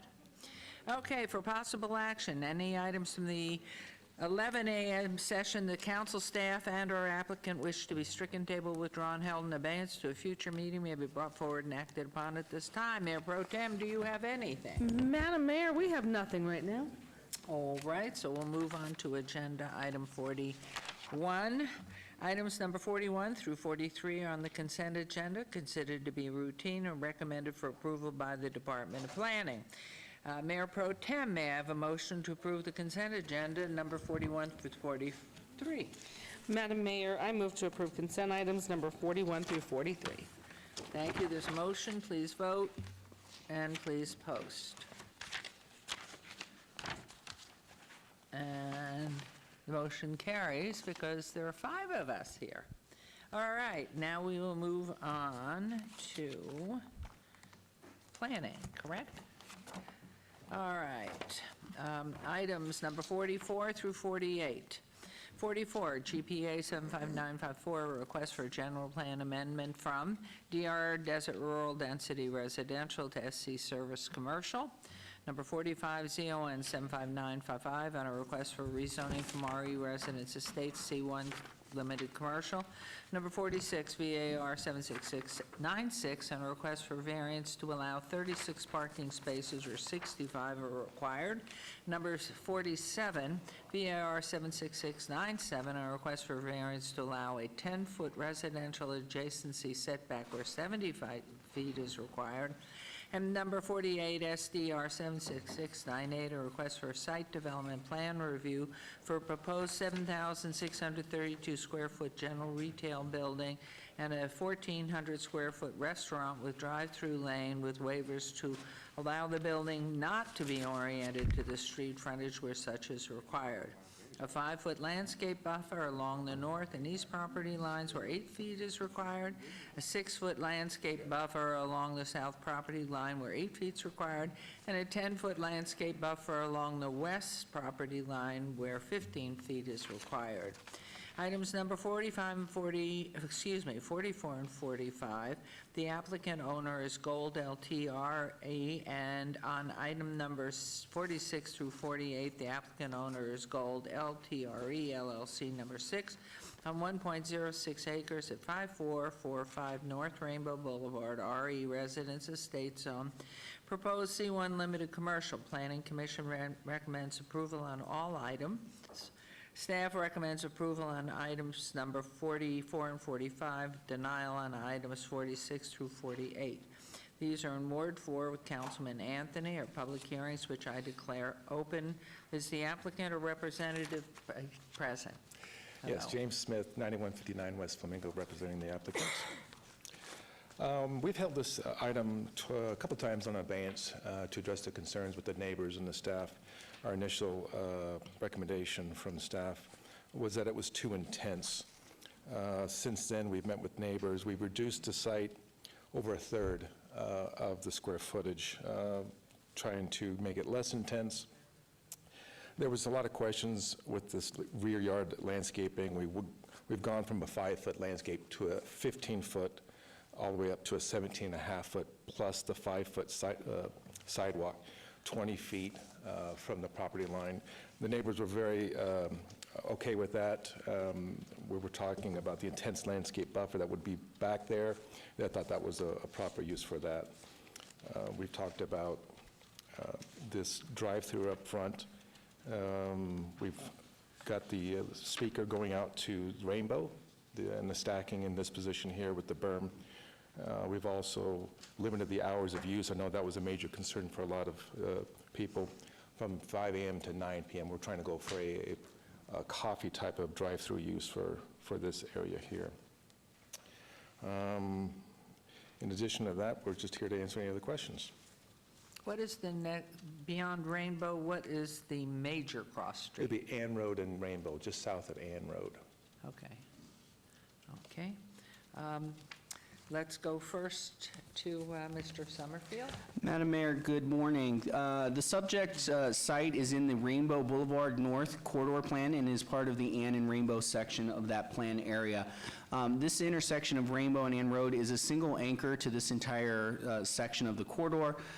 This section of the corridor plan is primarily focused on future development because of its unique vehicular patterns and the large number of vacant parcels in this area. The Ann Rainbow section of the corridor plan does recommend commercial development near the intersection and on vacant parcels most accessible to the surrounding residential subdivisions. Considering the high volume of traffic on Rainbow Boulevard, which is a 100-foot primary arterial, and no other access to the subject site except from the boulevard, staff is supporting the requested change of land use designation and the associated rezoning application of this property. However, because of the variance applications and the waivers that have been requested, staff cannot support the proposed design of the site, as well as those requested deviations from both the parking, residential adjacency, and some of the on-site landscaping issues, as it demonstrates that the project is being overbuilt. As the applicant did mention, Planning Commission did put on a limitation on the operation for the drive-through piece of this project, and it is limited by current condition to 6 a.m. to 9 p.m. And To which you agree? Yes, that was fine. And that is all I have on this project, ma'am. So it's more code-focused, or your objections? Yeah, it's the fact that they need the variance for the parking, they need the variance for the residential adjacency, and then some of the deviations for on-site landscaping. They have, as the applicant mentioned, they have made adjustments since this was originally submitted to the planning department, but they do continue to have some deviations that currently are outside of code. Okay, thank you very much. This is a public item, so is there anyone from the public who wishes to be heard on any of these items 44 through 48? Hearing and seeing no one, let's go ahead and turn this over then. Any council comments, questions here? Let's turn it over to Councilman Anthony then, please. Thank you, Mayor. Robert, one question. Didn't the parking space requirement get reduced? According to my notes here, the required parking spaces is not 65, it's 53. Is that correct, or? Yeah. That is, okay. So, yes, But he Madam still Mayor, needs through a you, variance. yes, Councilman. So in the revisions that they made to the plans, it did reduce the parking requirement, which then therefore does reduce the amount of parking that they are deficient on the site. Since this was noticed before those changes, and it's a reduction in what the deviation is, the header stands, but yes, it is a reduced deviation per the site plan. All right. So, first of all, I want to commend you for you came up with your original project, you met with the neighbors, they made a bunch of suggestions, and you responded to all of them. I mean, I really appreciate you doing that and working with the neighbors and changing your project to fit their concerns. It was very important to us from the beginning. Yep, and it does conform to that Rainbow Corridor study that we put together. I mean, we spent a lot of time on that a couple of years ago, because this street here is going through a phase right now. So that study helped us decide what that street should look like from Ann Road to Rancho on Rainbow, and this fits in there. And I mean, you reduce the size of the project, the parking requirement, the landscaping, the drive-through, you spoke about that, the hours of operation. So thank you for doing this. I think it fits perfectly there. And Mayor, I'll ready to make some motions when you're ready. Okay, so. I think we're ready. Let's and go. Robert, you tell me if I need to add anything to my motion. So we're good on all of them? Okay, all right, then item number 44, I will make a motion to approve with all conditions. Thank you. There's a motion on agenda item 44 for approval. Vote, and the motion carries. Number 45. Make a motion to follow Planning Commission and staff's recommendation for approval with all conditions. Thank you very much. There's a motion to approve agenda item 45, subject to all conditions. And I'm trying, but it's not letting. There you go. And that motion carries. Agenda item 46. Make a motion to follow Planning Commission's recommendation for approval with all conditions.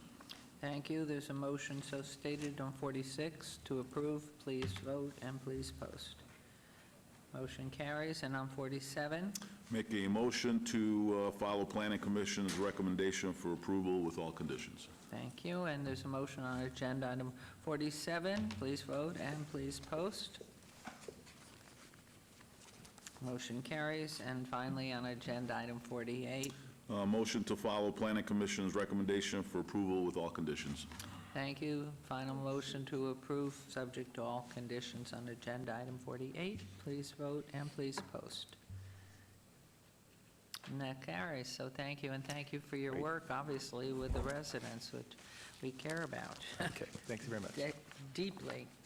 Okay, so now we're on to agenda items 49, 50, and 51. 49 is ZON 76993, and a request for rezoning from U undeveloped TC Town Center General Plan Designation TC Town Center.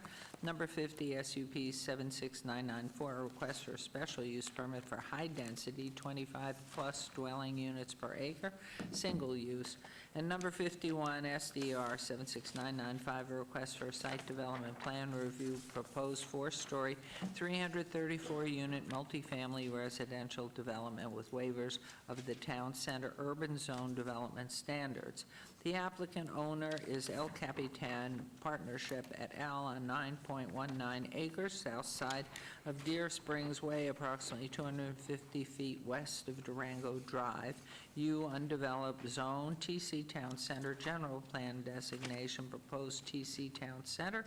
On all items, the Planning Commission and staff recommend approval. These are in Ward 6 with Mayor Pro Tem Fiore. Our public hearings, which I declare open. Is the applicant or representative present? Yes, Mayor. Okay. So why don't you go first? Okay. Jennifer Lazovich, 1980 Festival Plaza Drive, here today representing Ovation. And with me in the audience is Alan Molaski and his team, if you have any questions for them. On the overhead, shows you the location of the property outlined in black. Here is Deer Springs Way, and here is Durango. We sit just to the west of Durango behind a commercial center. The proposed project that's before you is for a multifamily project that is in this orange color, as I can show you right here. Deer Springs is to the north. And this particular project, whenever Ovation puts a project forward, especially when they're adjacent to residences, they try to do the best they can in design before we submit to buffer the residents. And so part of that design, when we submitted, included a step up of the building. The residential homes are located here, and so what we did is the first portion of our project has a 2-story component. Then the middle portion of our project has a 3-story component, and then this portion has the 4-story component. In this zoning category, the town center standards allow for a maximum height of 7 stories. Again, with this design, it goes 2, 3, and then a maximum height of 4 stories. We did have 2 voluntary neighborhood meetings. We did one before the Planning Commission, and then we did a second one between the Planning Commission and the City Council. And there are always concerns as it relates to multifamily adjacent to single family, but the overriding concern of this particular neighborhood was Echelon Point, which is an 80-foot wide road, connecting through our property to Durango. Now, that's a really important street to your traffic folks. It is on the Master Streets and Highways plan within the Town Center plan. It's an 80-foot wide street, and your experts in your city firmly believe that that connection might have, or could be necessary in the future. But the residents that live here felt very strongly that that would cause safety concerns. There's a lot of communities that utilize amenities on either side of Echelon Point, and since Echelon Point currently doesn't go through, there really hasn't been a tremendous amount of traffic here. So I want to just start by saying we thank everybody for working with us on this, the neighbors. We've met with your public works staff, we've met with your planning staff, we've met with Mayor Pro Tem Fiore's office, trying to come up with a solution. And from our standpoint, this was one of the times where we said, we'll build it either way. We can put Echelon Point through, if that's what's important to the city or the residents, or we could come up with another solution that doesn't put it through. And so the plan that we're submitting to you today, and we've previously submitted to staff, although I've been asked to hand you a set of plans, here, Mr. Summerfield. I've been asked to hand you a set of plans at the dais. We have emailed those to staff prior to this meeting, is that we would temporarily close Echelon Point Drive. We've got conditions that either myself or staff will read into the record that address how this would work. But effectively, as the neighbors, from the neighbors' perspective, the residential neighbors, there would be a emergency fire access gate completely closing off Echelon Point right here. The fire access would come through here if necessary. There would be no pedestrian gates or anything, so there would be no access from either our project traveling westbound or from the westbound traveling eastbound. It would block off here. All of our traffic for our project would come off of Durango through Echelon Point and then come into our project. And then in the center area, we would use it for open space, and we know how important trees are to Mayor Pro Tem, so we would have a number of trees planted in this area. We may even include a dog run or a pet area, and then we would have some small monument signage here that identifies our project. The concept of the condition is that at some point in the future down the road, should the community come to Mayor Pro Tem and say, we think it's important for Echelon Point to connect because of the significant amount of traffic on Deer Springs Way, then there would be a public hearing, and that public hearing, you would determine whether or not you wanted to have that road make that connection. So staff and Planning Commission did recommend approval of the project. This design came in after the Planning Commission, but it does address the concerns raised by the neighbors. So we would ask you to consider this design and the revised conditions in your motion today. I'd be happy to answer any questions. Thank you. Can you go back to your map that you had Yes. there? A couple of things I'd ask you. What school's that on your, I guess it's your right? Oh, nope, other way. Well, all right, what is that? This is this is a school. This is Coles over here, if that's what you were looking at. But Okay. there is a school here. Oh, lower, middle, upper, do we know? Do you know? It's an elementary. The neighbors are behind me. It's an elementary. So it's not affected by the ability to get from inside this project, since it's multifamily residential, over to whatever that school is? Well, are you saying if we have any school-age children in our Yes. project? So if we had any school-age children in our project, because there's no vehicular or pedestrian access going this way, they would have to come out Durango onto Deer Springs and come down onto Fort Apache to get there. I just throw that out there. To me, that's perhaps an issue, not to hold it up. He does phenomenal work. Phenomenal work. Everything that's ever been done that I know of Mr. Mulaski's work, Oracle, phenomenal. So not to cause a problem. And then, do you know where the nearest fire station is? I personally do not know where the nearest fire station is, but I can attest that I had a meeting with fire, and they evaluated the access points that we have in here. We did need to provide 2, and we are. Okay. So the second one is coming in from the east. The one that you talk about has the crash gate. Correct. Here, and then, of course, off of Echelon Point, coming off of Durango. So our second one becomes here. So in this complex, one side or the other, you have from infants through all ages, I would gather? I'm so sorry, what was the question? All age children. Could live in here, you mean? Yes. Yes. It's not, yes. Okay. Those are my only questions, and just thanks for the work that you've been doing in this community for decades. And this is a public hearing, and then we'll take questions, any from council, but anyone from the public. And you'll be after them, yes, because I want your response. I see somebody is either leaving or is coming forward. Please do come on forward, state your name for the record. And then Mr. Summerfield will. Hi, Heather Saunders, and I'm from the community. Of course, the community isn't totally for apartments, but we know that they're coming. But we did state what we required or requested, and it sounds like it's happening as far as the street, hopefully not being a through street. I know the landscaping was hopefully being adjusted for the trees and everything like that, yes. For some privacy on our end, and stuff like that. That's, we hope, and that'll make us happy. And you've got a good developer and a great Mayor Pro Tem watching your trees. And the four-way stop, hopefully, because that street is pretty bad as it is, and it's not even a through yet. So, it won't be a through, probably.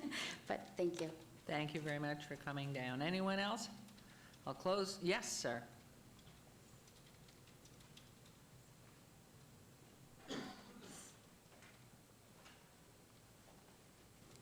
Good morning, I'm Jim Ulitz. I live in the community Coral Bay right there. I just wanted to throw out for your concern for the children.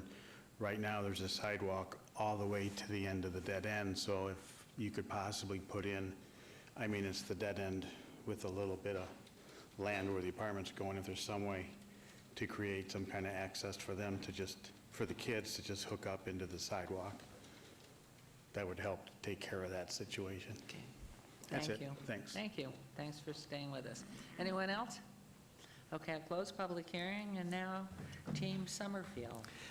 Good morning again, Madam Mayor. So the proposed development does meet the goals and objectives of the Urban Center Mixed-Use District of the Town Center plan by providing a multifamily development that is compatible with those adjacent single-family homes, as evidenced by the representative talking about stepping back the development. Those homes are, as indicated, to the west, as well as those commercial land uses that are to the east. Therefore, staff has recommended approval of all the applications.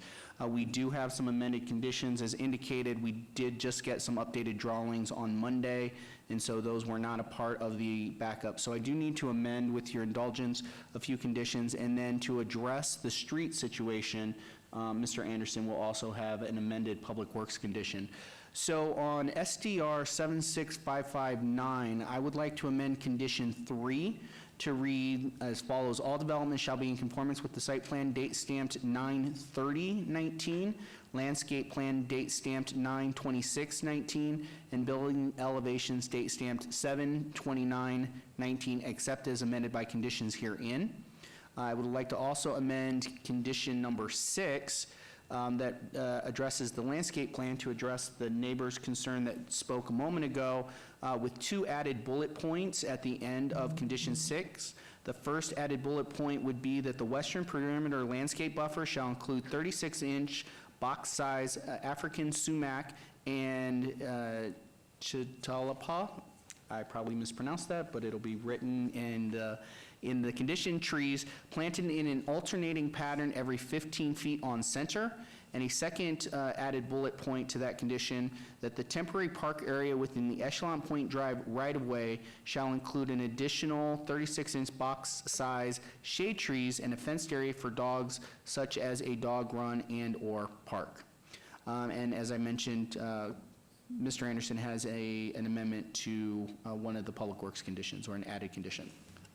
Yes, Bart Anderson, Public Works. And before I read the added condition, I would just seek your guidance on whether the elimination of pedestrian access through the site was council's intention. Most of the plans that I have been involved in with discussions included pedestrian access, although some of them did not. So I just wanted to see the guidance from the council's perspective on whether pedestrian access was to be preserved or not. So as I met with the neighbors and went back and forth with emails, we have, because it's multifamily, multi-use, and this is a new property, the privacy of the community because they have a pool on one side and a park on another, and they just didn't want the community to get inundated with non-community members. So that is why we are closing access, as if to make sure that our community members that are there now, we have the crash gates for fire, but there will be absolutely no construction vehicles, no one using that street in their neighborhood. In our ward in the Northwest, it's most important to me that our neighbors are happy with the growth progress that we're making, and what Mrs. Lavovich has read is complying with their desires for their neighborhood, to make sure their neighborhood stays, from the trees to not having 4 stories in their backyard. That's why we're going 2, 3, 4. So what we've concluded is we are not going to have access to that.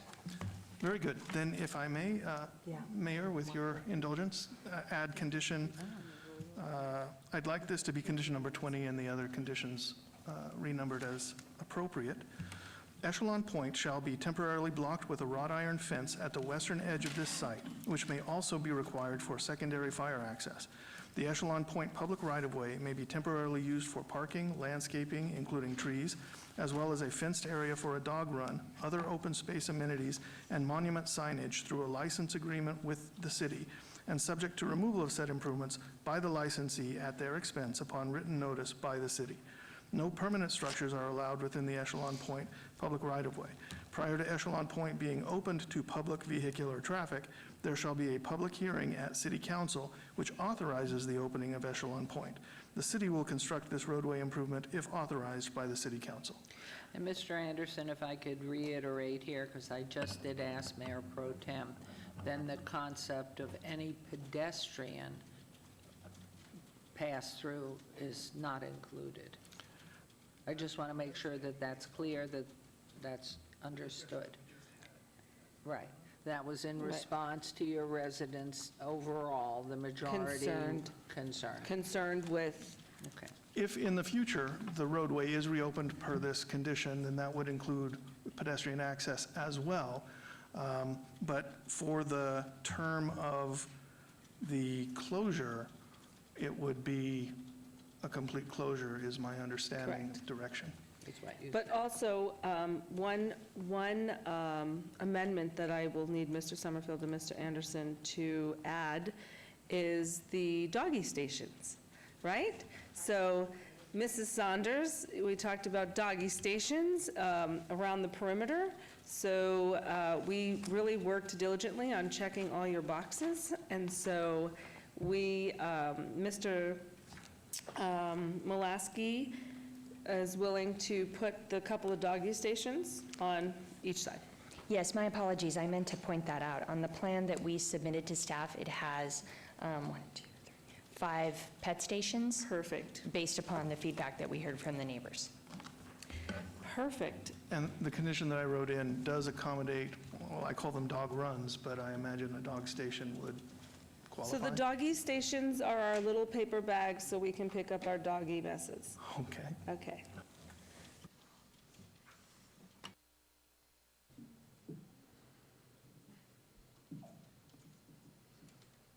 So are you ready? Any comments, concerns down here? Any comments? Okay, Mayor Pro Tem, please go ahead. Agenda item 49. Thank you. I make a motion to approve agenda item 49. Thank you. There's a motion. Please vote. There's a motion to approve. 49, please vote and please post. Motion carries. And agenda item 50, please. I motion to approve agenda item 50. There's a motion to approve agenda item 50. Please vote and please post. That motion carries. And finally, on 51. I motion to approve agenda item 51. There's a motion to approve, subject to... As amended. As amended. As amended. And Madam Mayor, I just really have to thank our community out there for your participation and letting us know how you want to keep your community. And I hope that we at the city have given you confidence that we listen and we do what you ask. And if there's anything more that you need, you just let us know. And I want to thank Mrs. Jennifer and Mr.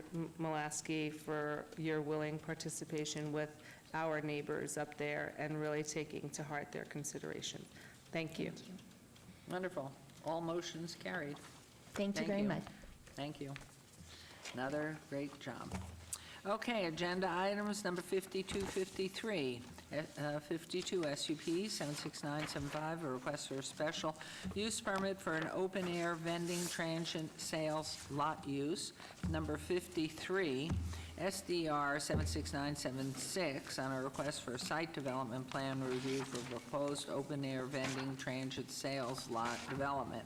The applicant owner is Decatur Concord LLC on .44 acres at 1934 North Decatur Boulevard. C1 Limited Commercial Zone. The Planning Commission staff recommend denial on both items. These are in Ward 5 with Councilman Creer and our public hearings, which I now declare open. Is the applicant present or representative? Yes, Mayor. Good morning. Good morning. Good morning to the Mayor and Council. Ricky Barlow for the record, 3172 North Rainbow, LV Access. I'm here on behalf of the applicant before you today because of a number of items that I would like to point out. One, there are a variety of food trucks in this particular region of the ward that has been looking for an opportunity to sell their goods and products as far as food during the lunch and dinner hour in this particular area. City staff, by right, by code, has actually been finding a number of the food trucks because they're parking inappropriately on public as well as private properties. And so this particular development right near the corner of Lake Mead and Decatur is looking to have an open-air vending opportunity for the food trucks to come and set up during the day in order to sell their food products, a variety of food products. And so we've been working closely with staff to come to a happy median to pull the food trucks in onto this site in the open air space. And so what we're looking to do on one of the undeveloped parcels on this development, which is completely dirt today, we're looking to bring in pavers, decorative pavers, and decorate this particular site in order for the food trucks to come in and set up. And we're also looking to improve the landscaping as well as some of the gazebo concepts that Councilman Creer mentioned that he would like to see as well. But of course, we would have to take your direction with that, because by going through staff and setting it up the way in which you would like, that would have to be a council decision in regards to what you would like to see there. But we're happy to do that. But for code purposes, we're looking to do decorative pavers and allow for the food trucks to come in and be a licensed spot for the variation of food trucks that are looking to come up off the city streets and be on a licensed pad that they will have an opportunity to sell throughout the day. And as we get into the more specific details, there are a couple items, or I should say one item on each of the site development review as well as the special use permit I would like to bring forward, which is number 4 on each one of them. So at this point, I would like to turn it over to the mayor and council for any questions or comments or direction that the council office would like to bring forward. Thank you very much. Let's turn this over to Mr. Summerfield. Madam Mayor, the subject site is a partially developed corner parcel, which is Zone C1 Limited Commercial.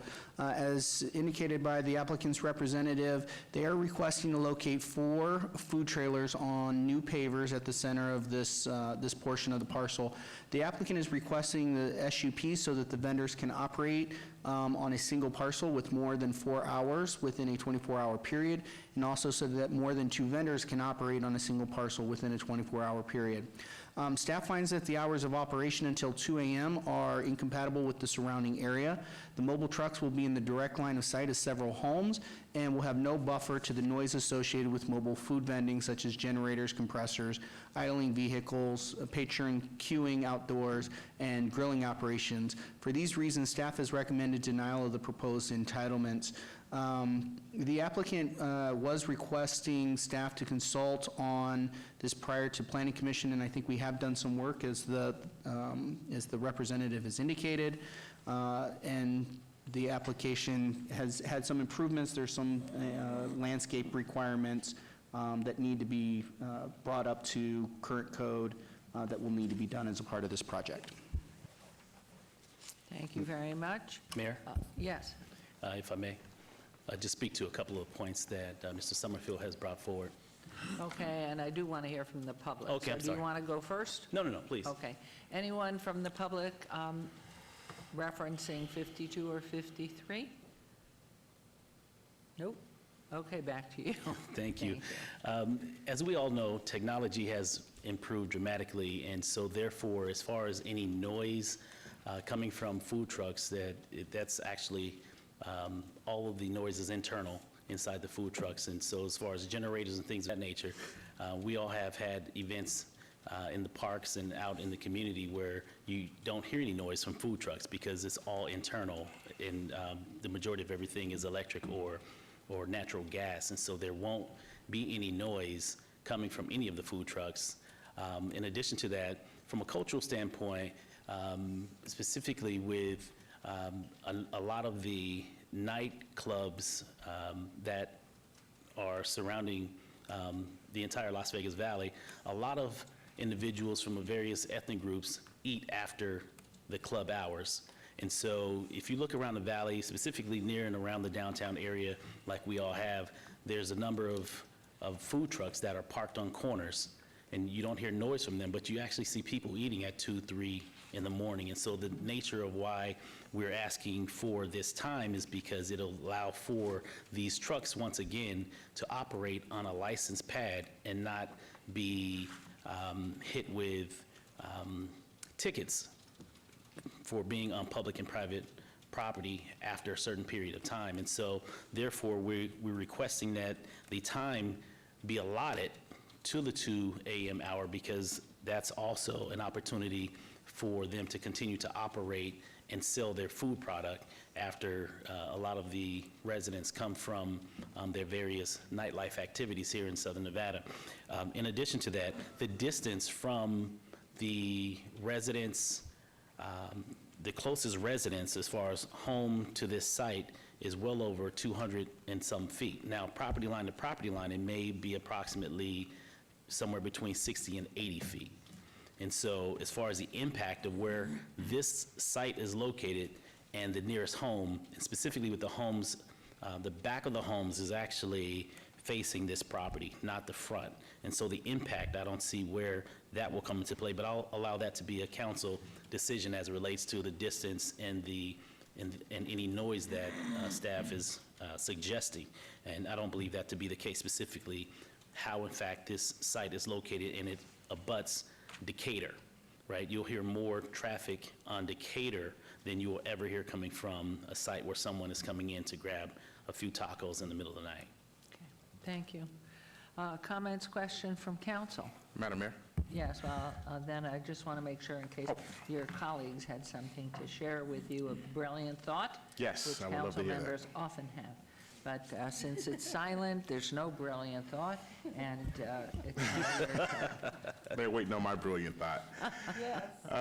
So thank you for coming in, and thank you guys for making some improvements to the site. You know, this could be a really cool thing that's sort of set up throughout the entire community situated, because you're right, food trucks are parking illegally. They're just sort of parking someplace, and the people are coming in, and which is great, but there's no really ordinance that talks about having a contiguous space for them, and thanks for going back and making it more of just, instead of just putting it on that dirt. And I'm very familiar with that corner. They do a lot of car washing there, so those guys aren't gonna be happy with you guys. You're gonna bump them out. But the car wash is not, it's not zoned for, I mean, it's not appropriate for there, so it's not like they're, I guess, as a councilman, I just sort of drove by and didn't really say much about it, because people are trying to be, you know, entrepreneurial, and they're doing what they're doing. But this, I think, will add to the shopping, to the area, the shopping center. Am I to also understand the landscaping that you have along that would be the south buffer there with the trees and those plants, all that's going in as well? Or is Yes. that just for it looks pretty? No, this is all based on your recommendation, Councilman. Right, And right. you and I both are on the same page when it comes to really increasing the aesthetic look of developments to bring up the area. And so, no, we're looking to improve that the way in which you've recommended and suggested. Yeah, that's a big enhancement from what that looks like now. There's just like a berm of dirt that's there, and actually some people drive across that to kind of get out of that shopping center. So I think it's great. I like we talked about making it a somewhat of a permanent structure that's there so people can eat there and they'll know it's there instead of picking up tables and moving them out every night and coming back in. That's right. So we would have to waive condition number 4 for that, which would cause for a temporary structure, right, Mr. Summerfield? I apologize, Councilman, which, are we on the SUP or the SDR? So I guess we're on the SUP. SDR now. But I guess I don't know if that both those conditions are there, because it says that, condition 4 says that you basically cannot have a permanent structure. You would, Well, if I I'm may looking at it provide correctly. some clarity. Pardon me? If I may provide some clarity? Yes. Okay. On the SDR, Councilman and staff, item number 4, the undeveloped portion of the lot shall be paved prior to the approval of the business license. We're okay with that. What we want spelled out is the fact that you want decorative pavers and not asphalt. Yeah, right. Right? Right. And in addition to that, there can be another condition to where you direct us, for example, to have a gazebo and garbage cans, as well as some formal permanent structure affixed to the pavers that will make this more of an aesthetic pleasing look. And I can continue to work with your office to make sure that that happens to your liking. Yes. And so that can actually be placed in replace of item number 4 or added to. Okay. My apologies, Councilman. So I guess I'm going to kind of deviate or disagree with the representative. I don't believe we need any additional conditions here because they are required to be in conformance with the site plan and landscape plan that have been submitted, which, based on the notes on that plan, would indicate the pavers. I believe it indicates the gazebo. Correct. So I don't believe we need any conditions to spell those out more than they've already been spelled out on the plans. Let me And ask you a if you question. make minor changes in conversation between now and when they come in with any plans, a minor change to those approvals, that can be done administratively. We wouldn't need to come back to council for something like that. In fact, unless they were putting a building on the site, I can't see why we would come back to council on adjustments to this site plan. And so I don't think I see we what would. you're saying. Yeah, I don't think Since we you're would. saying, since we're approving the SDR, then that supersedes item 4. Right. Gotcha. Right. According to this site plan. Yeah. according to Yes. site plan. Okay, you know, once again, I think it's kind of cool. I was in Maui, Hawaii one time, and by the airport, they had a group of food trucks that were there, similar to what you're doing here, and it was really cool. had the best lemongrass chicken, they called it, that I've had, I don't know, it was really good. So if you can find that truck and bring them over to Ward 5, we would appreciate it, do a little recon. If there's no other comments, I'd like to make a motion, Madam Mayor.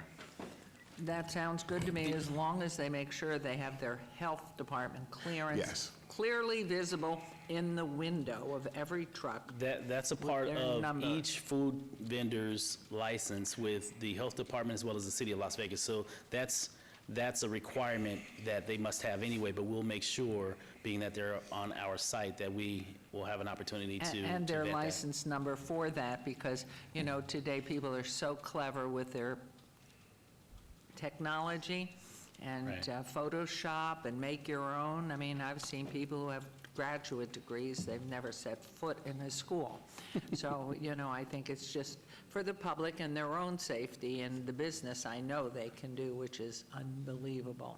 Right. So thank you. And just, All right. because I can't see it on my side, is the first item the SDR, Robert, Mr. Summerfield, or the SUP? SUP. Madam Mayor, through you, it's the SUP. And if I may, Madam Mayor, Councilman, when you make your motion, could you include what you would approve the hours of operation to be?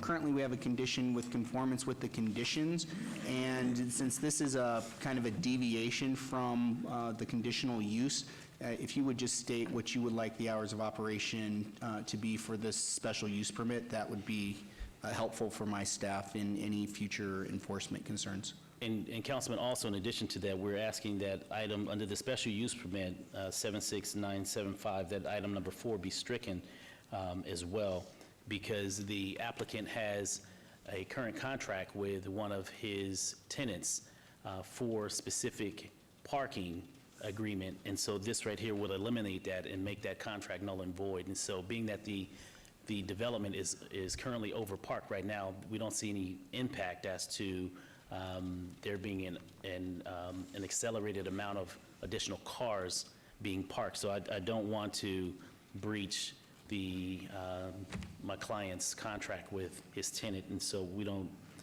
we're requesting that item number 4 be stricken from the SUP.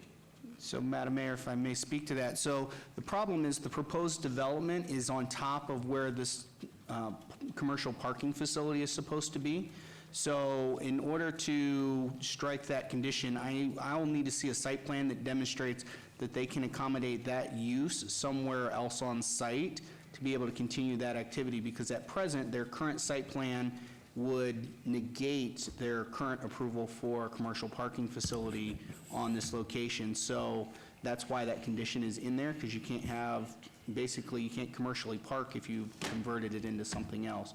So as of present, I don't believe I have a site plan that demonstrates that they're moving the commercial parking facility from the area where they're currently approved to do that, which is where they're proposing And to do Mr. Summerfield, I'd the like to transient just sales throw lot. out 2 more items that I'm concerned about, and to Councilman Creer, obviously, is assuming that the lighting, since these are people who may be on a graveyard shift or whatever their shift, they're coming into the area, coming home, that the residents around it, the lighting is adequate to really be safe for those who are availing themselves of the food trucks.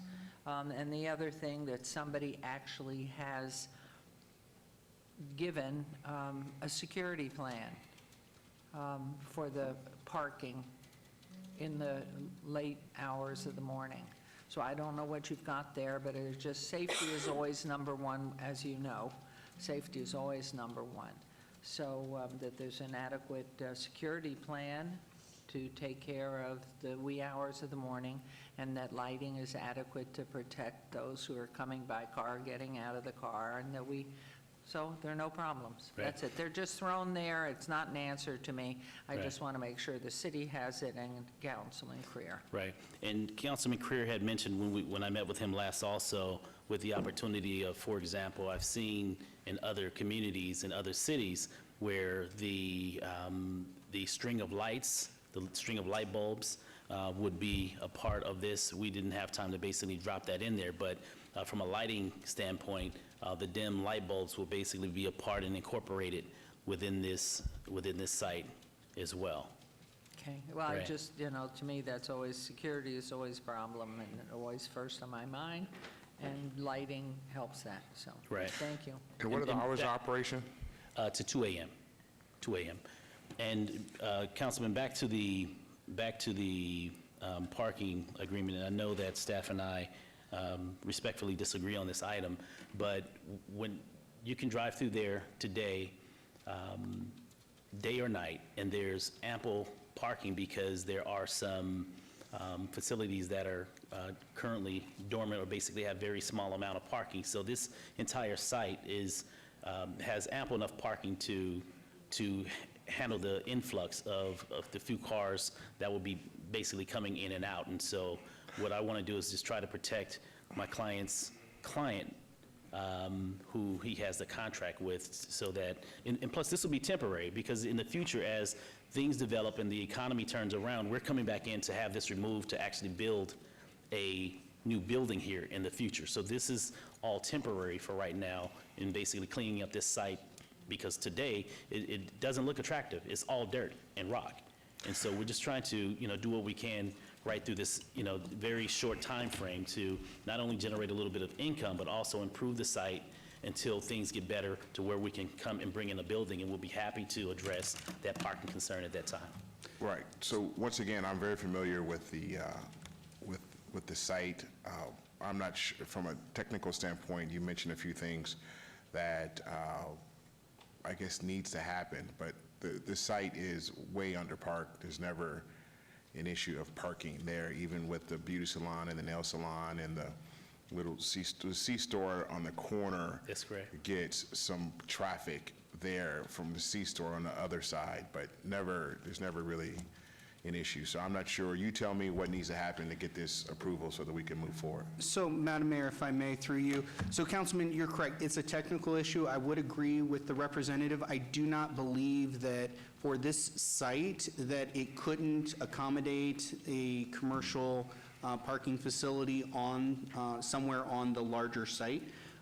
The item that's before you today, however, is in the area where it's currently approved. So I need to have an updated full site parking area that would show where they can accommodate the required parking for those existing stores, the area that they would designate, the new area on the site that they designate for the commercial parking facility to meet their contractual obligation, and that doesn't interfere with this approval here, because otherwise they may need a variance. Again, it's a technical issue. I know the site doesn't generate as much traffic as on paper those uses that are on site may require, but if they can't demonstrate that they're meeting all of those parking demands, something's got to go, or they've got to request a variance. So I'm somewhat confused, and why wouldn't that be, was that left off of was that a requirement that you needed prior to them coming in here today, or is that something that just popped up here today? Because I would assume that if they were told this needed to happen, then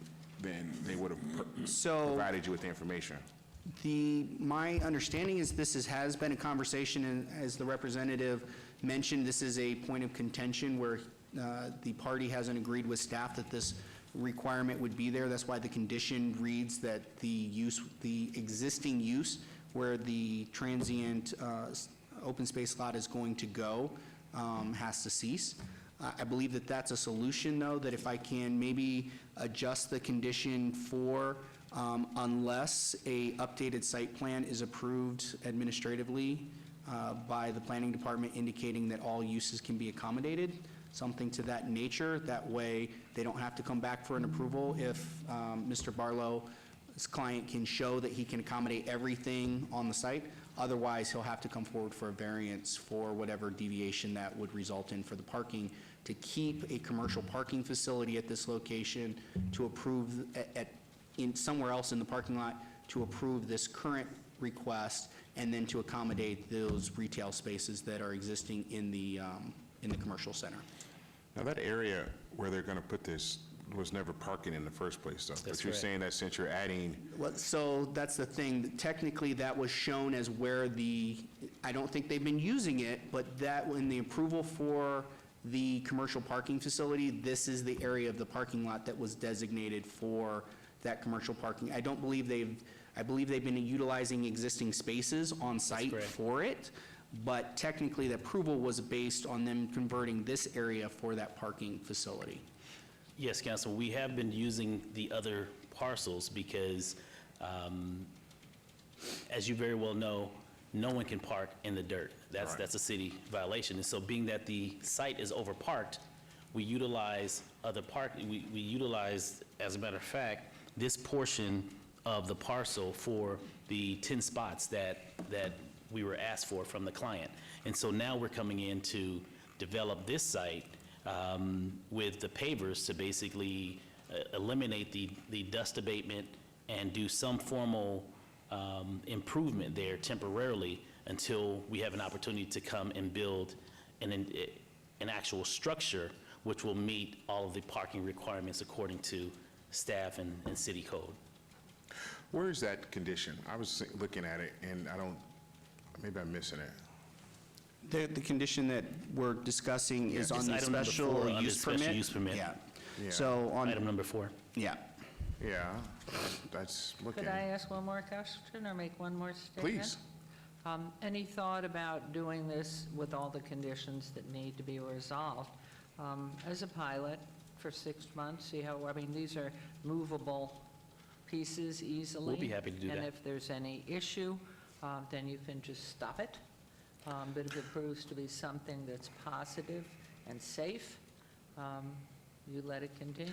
Yeah, that was my next question, So though. a I mean, required review could be put on the application to have staff let you have an update on whether or not we've had any issues, or you could actually have it come back before you if you wanted to hear a presentation on it. Well, that was going to be my next question as well. If we can approve it and then some type of waiver or review at some point. So why don't we do that? So, What would be the language for that? okay, so two things. One, so condition 4, again, I think we need to edit that to reflect that the license for the commercial parking goes away unless the applicant is able to demonstrate that the parking can be accommodated elsewhere on the site. Otherwise, they'll need to come back for a variance for that, and then that doesn't become a problem. And then, based on that comment about a required review, I would add a condition to the special use permit that a required review would be, hold on a second, let me take a look at that. So an administrative well, it depends, through you, Madam Mayor, Councilman, would you want that to come back before council, or would you be okay with an admin review? So an admin review shall be conducted 6 months from issuance of business license. With the elimination of item number 4. Again, because we have the technical issue of the parking, it can't eliminate it 100%. I can put some additional language on it that would allow us to administratively adjust the site plan to accommodate it. That's my, yeah. If all parking can be met or a variance is approved by council, then the license doesn't have to go away. Okay, I mean, that still goes back to variance, that parking has to be, Yeah, it's a technical issue. They have to demonstrate that they can meet parking, or they have to get an approved variance. So it's not to say that there's not grounds for a variance if it comes to that, but I have to treat everybody equally, and so I have to be able to demonstrate that the site can meet its parking all right, requirements. that sounds like the best we're going to do. I'm sorry? That sounds like the best we're going to do. That's fine. We can do a 6-month review after the business license has been issued. Okay, great. So I'm going to make a motion for approval item 52 with stated conditions. And to which you agree for your client? Yes, ma'am. Approved. Thank you. With the Okay. understanding that hours of operation are until 2 a.m.? Yes. Okay. Okay. There's a And- motion. And if I can be clear before you read the results, and again, the added conditions are administrative required review within 6 months from issuance of business license, and amended condition 4 to allow the applicant to demonstrate that they can conduct the commercial parking activity on site or submittal of a variance. All right. That's where you are, right? Yeah, they'll be Okay. fine. And It's that's not going to be a parking issue. Yes, 6 we months agree. or 2 months, so it's fine. We agree. Okay, so there's that motion on agenda item 52, so please vote. And please post. And agenda item 52 carries. Let's move on to agenda item 53. Thank you, Mayor. I move for approval of item 53. Great. There's a motion to approve agenda item 53, subject to any conditions that have been dialogued. Thank you. There's a motion. Please vote and please post. Well, motion carries. Good luck. Thank you, Mayor and Council. What kind of Thank you, trucks, Councilman. what kind of food are we having? That's very important. We're all starving here, so could you tell us what kind of food are we having besides the one that's already stuck in Hawaii that we're not having? Lemongrass Well, chicken. I'm chasing the chicken down on behalf of Councilman Greer, so. That'll really have juice in it. Great. Let Thank us you all. know when they're up and what you're offering. Will do. Okay? Thank you. Thanks. Thank you again. Thank you. Okay. Okay, agenda item 54, is that where we are? Right. SUP 77155, public hearing, applicant RG Highland Enterprises, Inc.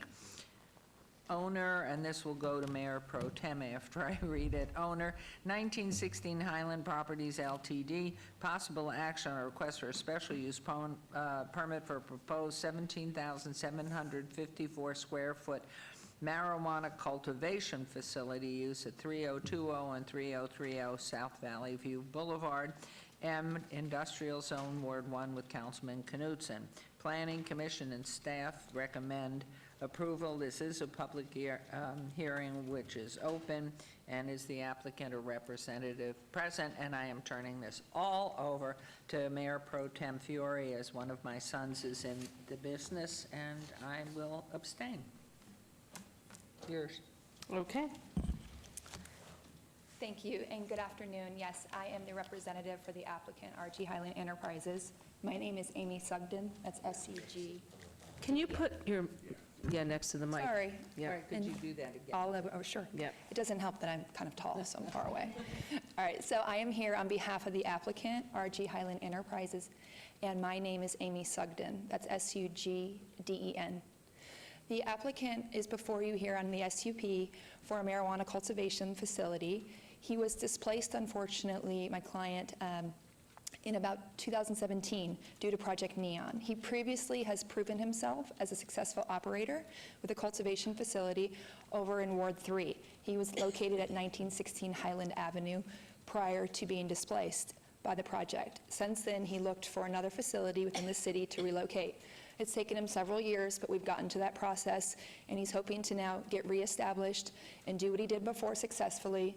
As one of the first operators in the city, he was proven to meet all of the necessary requirements. In particular, I know odor is a concern for anyone that's potentially considering being located in the proximity to a cultivation facility.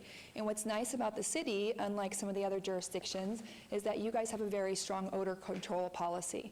In fact, you cannot get your certificate of occupancy until you have a third party come out and do testing that shows you cannot emit odor from the four corners of the property. Again, my client has proven he can do that. He has done that. He got his occupancy and operated for approximately a year before being displaced by Project Neon. So we're here, I believe, of the 382 postcards that were sent out, I think only 4 protests were received. We tried to make ourselves available to anyone that's had any concerns. We have not had any issues yet, really, from the community. We welcome, though, to work with anybody who has concerns. We know that this is a new business and a new industry, so people often have maybe misconceptions or misunderstandings. And again, my client is more than happy to help work with any of the surrounding community members to make sure that any of their concerns are addressed and be a good partner to provide jobs in this ward. We believe that he will start out with approximately 10 to 12 employees, but more than double and triple that as this is a process where they harvest marijuana, and eventually, as you need people to package and trim, he's going to need to employ a lot more people. So it will grow, and again, happy to answer any questions you guys have. No. Mr. Summerfield. Madam Mayor Pro Tem, the proposed marijuana cultivation facility does meet all Title 1912 minimum distance separation requirements. It is noted that the subject site is located within 300 feet of an existing martial arts studio. However, the applicant has submitted a signed affidavit from the ownership of that studio that indicates that less than 50% of the studio's clients are 17 years old or younger, and therefore staff has recommended approval of the proposed entitlement. Thank you. Thank you, Mr. Summerfield. This is a public meeting. Is there anyone wishing to be heard on this item? Seeing none, I'll close the public hearing and turn it over to Councilman Knutson. Thank you very much, Mayor Pro Tem. I've met with the applicant and Ms. Sugden, multiple times. I think this is a good use for the facility. I've driven down the road many, many times, and for years it's been a vacant building, which I think has been a detriment to the ward. We talked about the opportunity for employment growth, which is really very important to many of the residents within Ward 1. There are some communities around there that expressed some concern in prior months, and so that's the request that we've discussed, is that if people bring up concerns over the course of your business, that we have the opportunity to reach out and find ways to establish partnerships and collaborations between the surrounding neighborhoods and the proposed facility. So I appreciate the opportunity to bring more jobs into Ward 1, and thank you for doing business in Ward 1. And with that, I would motion for approval. Thank you. There is a motion on the floor. Please vote and post.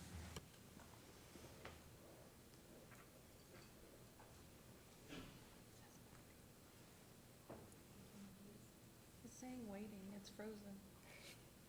Suspense. Can you do it for me? Yay?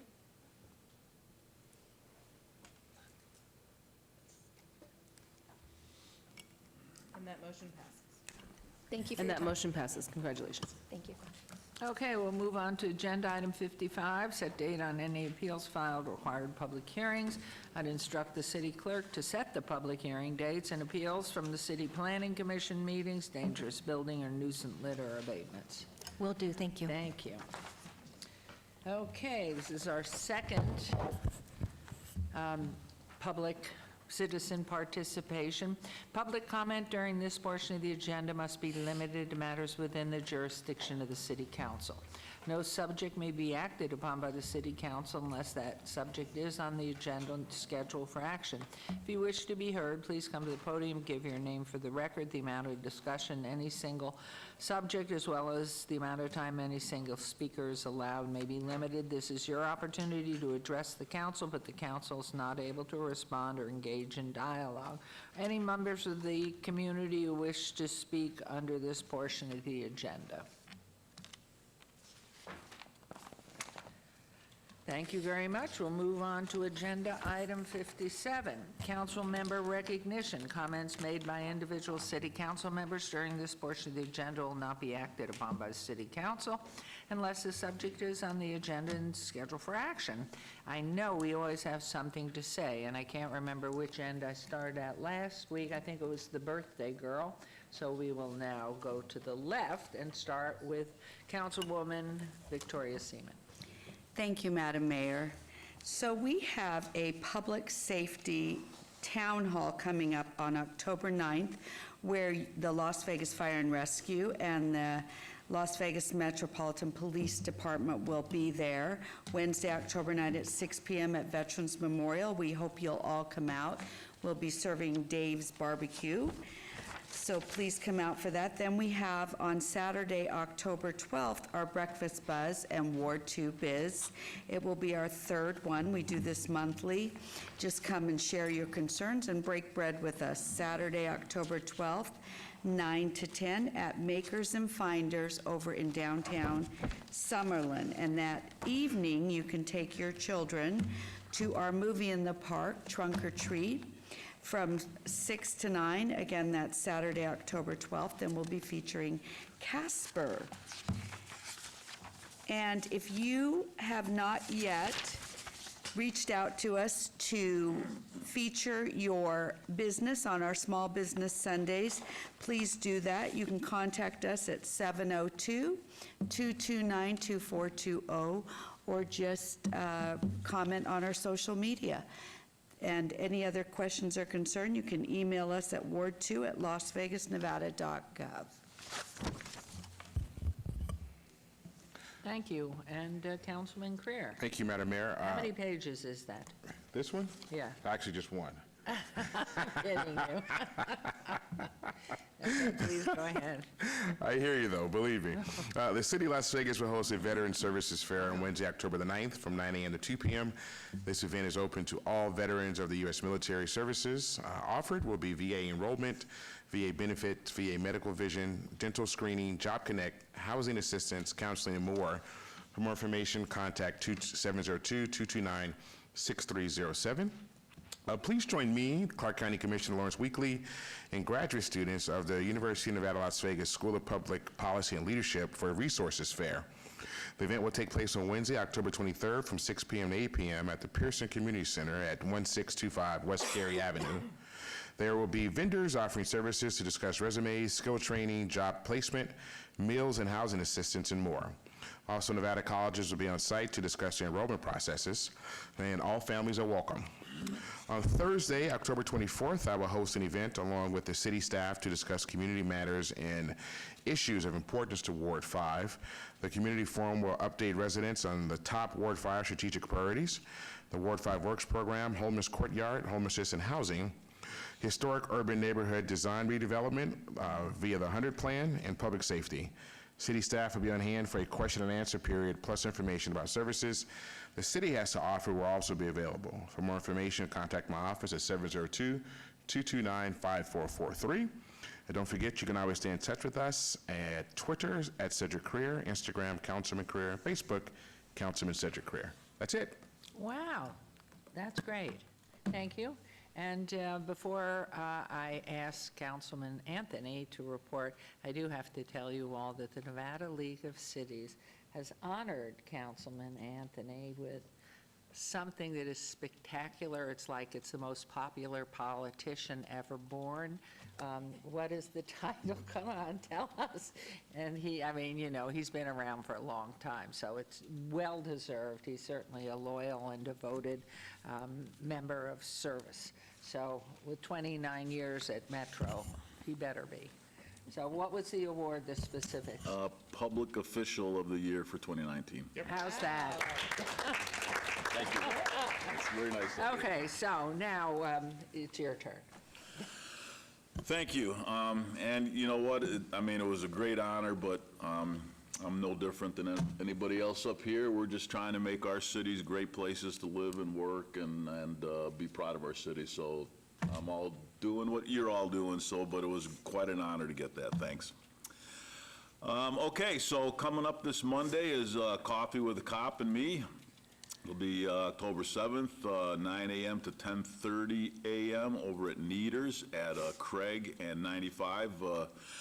Great place to have breakfast. You can come out and chat with me, Metro Police officers, our Department of Public Safety officers. Tell us we're doing a good job or a bad job or what the problems are in your neighborhood. Be glad to hear from you, so please come out for that. And then one other item, it's National Night Out.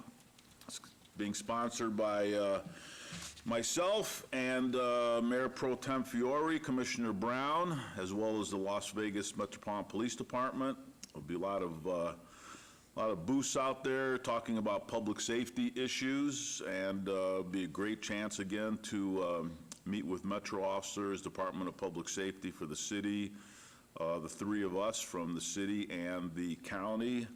And it's free, and you can come out. We'll have some free giveaways, and again, it's a great night for people to come together and make sure criminals know that we own this city, they don't, and we all come together to protect our communities. So that will be Tuesday, October 8th from 5:30 to 7:30 at a wonderful park, Police Memorial Park. Plenty of room out there, so please come out and join all of us. Thank you, Mayor. And how about just a brief report on our Greek holiday and the great festival and how much you gained being out? It was a wonderful 3 days last weekend for the St. John the Baptist Greek Food Festival. Unfortunately, it was crazy windy on Saturday, so not a lot of people came out on Saturday, but we were jam-packed Friday and Sunday, and it was a wonderful day to be Greek, and all the money goes to the church. And I ate too much meat for those 3 days, so I'm on a non-meat diet for probably the next 2 weeks just to get my cholesterol back in get my everything back to order.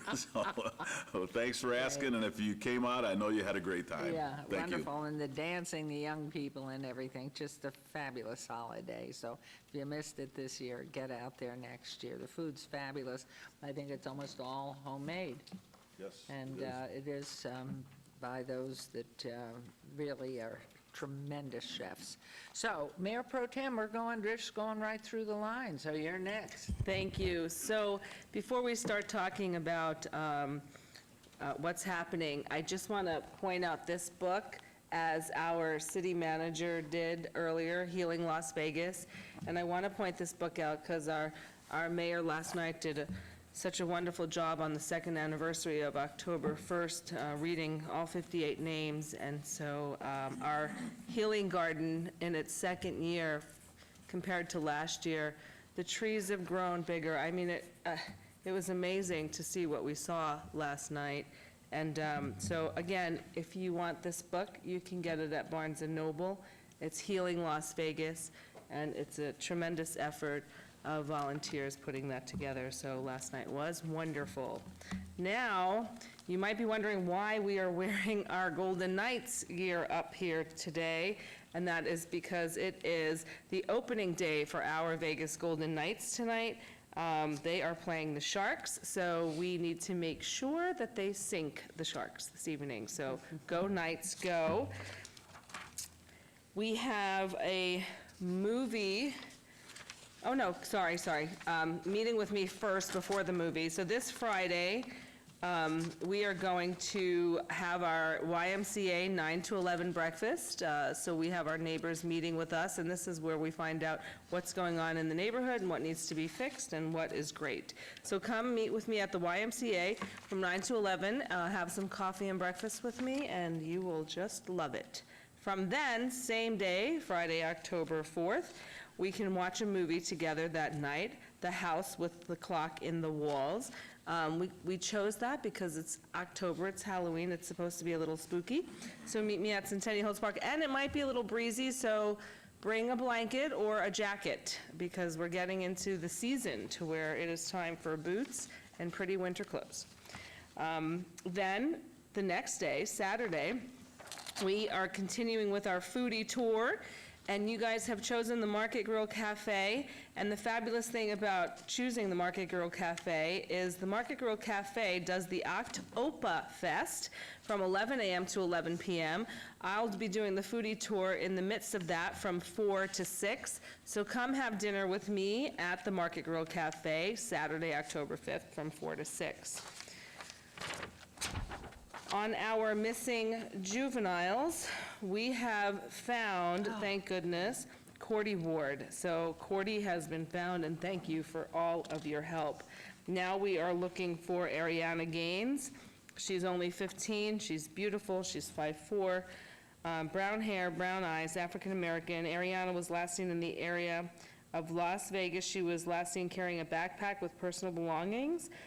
She could be suffering from severe emotional distress and may require medical attention. So please call Las Vegas Metro Police at 702-828-3111 or Nevada Child Seekers at 702-458-7009. We are also looking for Naseth Cruz. She is Hispanic. She is another beautiful female, 16 years old, brown eyes, brown hair. Naseth was last seen in the area of Pecos and Owens. She was last seen wearing a black shirt and black and red checkered pajamas. So please, if you have any information, please call the Las Vegas Metro Police at 702-828-3111 or our Nevada Child Seekers at 702-458-7009. Thank you. Thank you. And how are things in Ward 1? Are you having lots of parties? I'm always partying, Mayor. See, I could tell. I was partying with my 4-year-old, yes. I was humiliated in the ceremonial that I could not pronounce the word, not because of everyone watching, but because of you. So for your benefit, Brian texted me the pronunciation and the language, so I would like to say it. It's still a hard word, though. Conflagration's an extensive fire which destroys a great deal of land or property. So I'm learning every day. That was a tough one. And you will for the rest of your life, let me For the rest of tell my you. life. It is. There's some great things happening in Ward 1. This morning, we talked about the Fire Prevention Week. On Saturday, October 12th, at Fire Station 6, from 9 a.m. to noon, we'll be having pancakes and looking at fire trucks and learning as much as we can about fire safety. So I'm super excited, and I'm going to invite all the kids in my neighborhood to come out with Andrew and see the fire trucks and firefighters. The Springs Preserve is hosting Haunted Harvest for 3 weekends in October, starting October 11th. And you can visit springspreserve.org for more information. And the Philadelphia Dance Company will be performing at Charleston Heights Art Center also on October 12th at 7 o'clock p.m. Wow. Thank you very much, Mayor. Where's that performance, did you say? Charleston Heights. Oh, wonderful. It's a wonderful facility for the council great. members to go and Yeah. see shows. Yeah. See what you inherited, everything good in your neighborhood. Everything's wonderful. Right. Isn't it true? Thank you, Councilman. And Councilwoman, having brought us such excitement this morning.